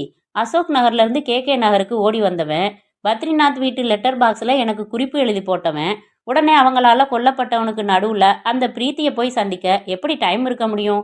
அவர் குறிப்பிட்டிருக்கிற பிரீத்தியும் அதே KK நகர்ல இருக்கலாமே பரத். கொஞ்சம் இடிக்குது சுசி. பிரீத்தியா அவன் அதே KK நகர்ல இருக்கிற அவள் வீட்டுல சந்திச்சு அந்த பிலிம் ரோலை ஒப்படைக்கிறானே வச்சுக்க. எனக்கு உடனே தெரியப்படுத்தி சொல்லி அவகிட்டயே கொடுத்திருக்க மாட்டானா? எதுக்கு அறிமுகமே இல்லாத பத்ரிநாத் வீட்டு லெட்டர் பாக்ஸ்ல போடணும்? பரத், அந்த பரபரப்பான சூழ்நிலையில என்ன நடந்திருக்கும்னு யாருக்குமே தெரியாது. நான் ஒரு சீன் சொல்றேன். KK நகர்ல ஓடி வர சார்லஸ் எதிரில் கார்ல வர பிரீத்தியை பாக்குறாரு. கையை காட்டி நிறுத்தி அவசரமா அந்த பிலிம் ரோலை கொடுத்து வச்சுக்கோ, அப்புறமா வாங்கிக்கிறேன்னு சொல்லிட்டு ஓடுறாரு. அதுக்கப்புறம் குறிப்பு எழுதி லெட்டர் பாக்ஸ்ல போட்டிருக்கலாம். ஏன் அந்த கார்லயே ஏறிட்டு போக வேண்டியது தானே? ஐயோ பரத், ஒருவேளை அவன் நடந்து வந்திருக்கலாம். நான் அங்கே நின்று பார்த்தேன். ஒரு யூகம் தானே. எது எப்படியோ அந்த முக்கியமான பிலிம் ரோல் ஒன்று பிரீத்தி கிட்ட இருக்கணும். இல்லைன்னா எங்க இருக்குன்னு பிரீத்திக்கு தெரிஞ்சிருக்கணும். இப்ப நமக்கு முக்கியம் பிரீத்தியை கண்டுபிடிக்கிறது தான் என்றாள் சுசீலா. அத்தியாயம் 12. ஒவ்வொரு நாட்டிய பள்ளியாக போனார்கள் பரத், சுசீலா. பிரீத்தியா? தெரியலையே. அப்படி யாரும் டான்ஸ் ஆடுறதா தெரியலையே. Sorry sir, no idea. மாக்கு அர்த்தம் காலைதண்டி. ஞான் எங்கும் கேட்டில்லா. சோர்ந்து போய் ஒரு ரெஸ்டாரண்டில் எதிரெதிராக உட்கார்ந்து டீ உறிஞ்சின போது லோஹிப்பில் சேலை கட்டி கொண்டு அவர்களை கடந்து சென்றவளை காட்டி, பார்த்ததும் உனக்கு என்ன தோணுது என்றான் பரத். பரத், இதை பாருங்க. டுவர்ட்ஸ் கிளைமேக்ஸ்ல இப்படி சைட் ட்ராக் பண்ணி கமெண்ட் அடிக்கிறது எனக்கு மட்டும் இல்ல, நம்ம ரீடர்ஸுக்கும் பிடிக்காது என்றாள் சுசீலா. டான்சர் மாதிரி உடம்பு இருக்கிறதால ஏமா உன் பேர் பிரீத்தியான்னு கேட்கலான்னு தொழில் முறையாதான் நினைச்சேன். என்ன சொன்ன? சைட் ட்ராக்கிங்கா? நோ வெயிட் சுசி, முட்டாள்தனமா நாம தான் மறுபடி சைட் ட்ராக் பண்ணிட்டோமா என்றான் பரத். என்ன சொல்றீங்க? முதல்ல பிலிம் டான்சர் பிரீத்தின்னு நினைச்சு அலைஞ்சோம். அப்புறம் வெறும் டான்சர்னதும் பரதநாட்டிய பொண்ணுங்களா அலைஞ்சோம். சார்லஸோட மேட்ரை சம்பந்தப்படுத்தி பார்க்க மிஸ் பண்ணிட்டோமோன்னு நினைக்கிறேன். புரியல. நம்ம சார்லஸுக்கு தெரிஞ்ச டான்சர் பொண்ணுனா அது பரதநாட்டிய டான்சராவா இருக்கும்? கேபரே டான்சரையும் டான்சர்னு தானே சொல்லணும். Yeah, you may be right Bharat. இந்த நிமிஷத்துல இருந்து பிரீத்திங்கிற கேபரே டான்சரை தேடலாம். நீ என்ன செய்யற? பொடி நடையா பஸ் ஸ்டாப் போய் பஸ் ஏறி ஹாஸ்டலுக்கு போ, நான் பாத்துக்கிறேன். நோ, நானும் வருவேன். கல்யாண வீட்டுக்கா போறேன்? கேபரே ஹாலுக்கு சுசி. அங்க எல்லாம் நீ வரக்கூடாது. விசில் அடிச்சு 100 ரூபாய் தொட்டு சொருகி உன்னையும் டான்ஸ் ஆட சொல்லிடுவாங்க. உடம்பு பூரா மல்லிகைப்பூ சுத்திக்கிட்டு தொடுவதென்ன தென்றலோ மலர்களோன்னு ஆடிக்கிட்டு யாருக்காவது பூச்சரம் பிரிச்சு வீசணும். அதை அவன் லாக்கர்ல பத்திரமா வச்சு சாகரப்ப என்னோடு சேர்த்து புதைக்கவும்னு உயிரில் எழுதி வச்சுட்டு செத்து போவான். உங்க அனுபவமா? சொல்ல கேள்விதானே. இப்பெல்லாம் ரொம்ப சென்சார் பண்ணிடுறாங்களாம். என்ன இருந்தாலும் 80 ரூபாய் அதிகம் இல்ல? அவன் முகத்தை நேராய் பார்த்து இமைக்காமல் அவள் முறைக்க, விலைவாசி தெரிஞ்சு வச்சுக்கிறது நல்லதில்லையா? குமுதத்திலிருந்து வந்து பொது அறிவு டெஸ்ட் பண்றதுக்காக கேள்வி கேட்டா டக்குன்னு சொல்ல வேணாமா?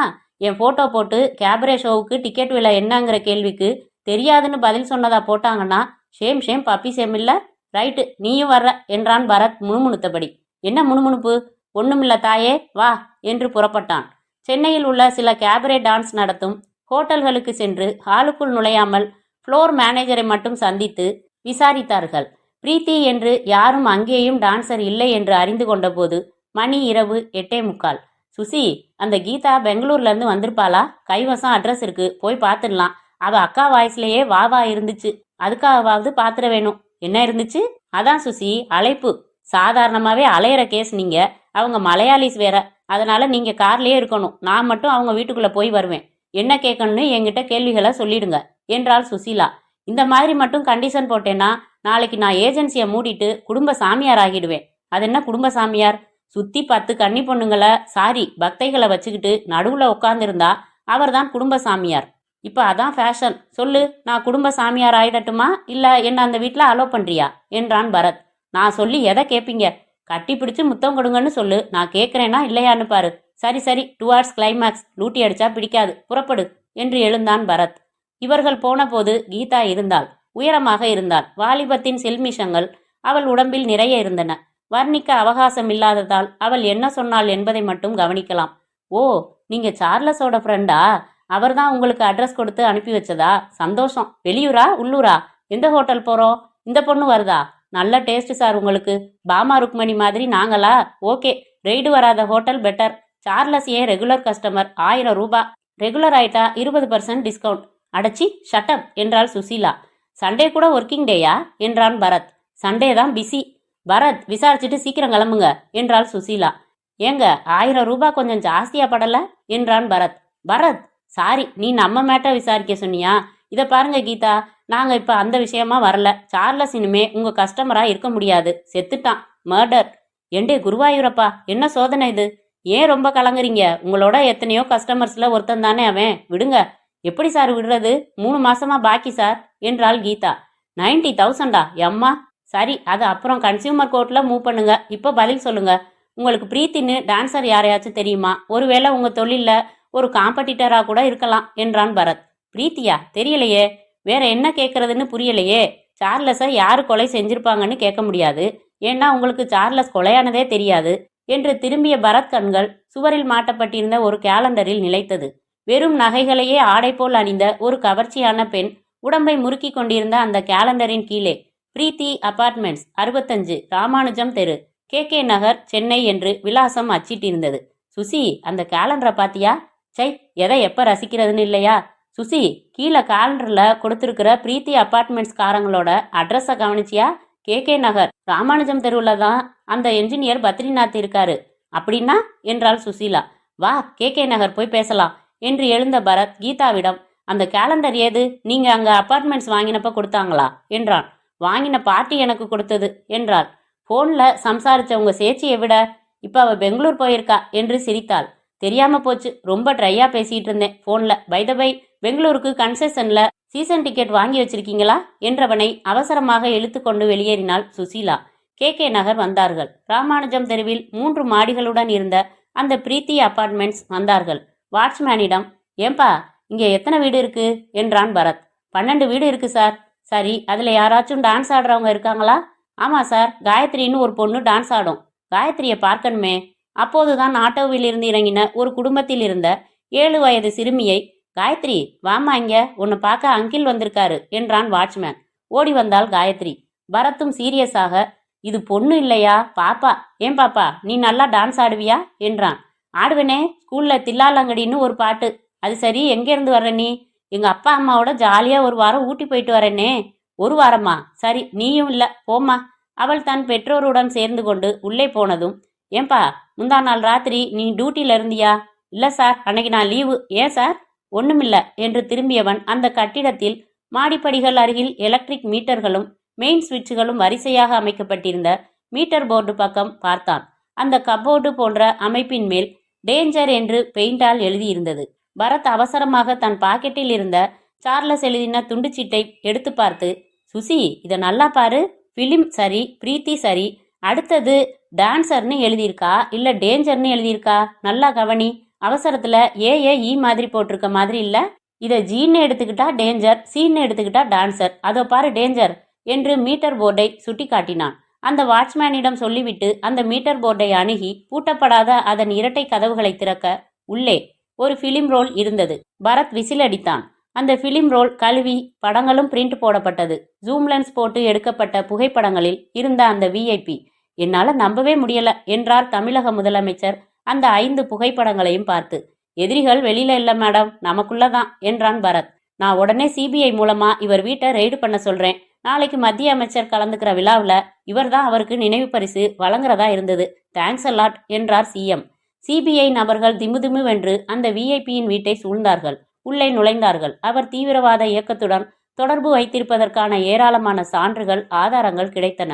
நாளைய நிகழ்ச்சியில் அவர் மத்திய அமைச்சருக்கு நினைவு பரிசு வழங்குவதை சிக்னலாக கொண்டு குறிப்பார்த்து சுடுவதற்கு போடப்பட்டிருந்த திட்டமும் வெளிவந்தது. விஐபி கைது செய்யப்பட்டார். அவருடைய புகைப்படத்துடன் அதிர்ச்சியான செய்தி தாங்கிய பத்திரிகைகள் மறுநாள் காலை பரபரப்பாக விற்பனையாக துவங்கின. அந்த செய்தித்தாளில் ஒன்றை சுசீலாவிடம் காட்டி, இப்ப என்ன சொல்ற, கமான், என் எலும்புகள் நொறுங்கட்டும் என்று 2 கைகளையும் விரித்தான். ஏமாத்திரதா இல்ல என்ற சுசீலா ஓட்டமாக வந்து அவனை இறுக்கி கட்டிக்கொண்டு முத்தமிட்டாள். அவர்கள் அணைப்பில் நழுவி விழுந்த செய்தித்தாளில், மத்திய அமைச்சரை கொல்ல சதி, தமிழக போலீஸ் ஐஜி ஈஸ்வரன் கைது என்று தலைப்பிடப்பட்டிருக்க, அருகில் முகம் வெளுத்து போன மீசையுடன் எப்போதோ சிரித்து எடுத்துக்கொண்ட அவரின் போட்டோ போட்டிருந்தார்கள். முற்றும்.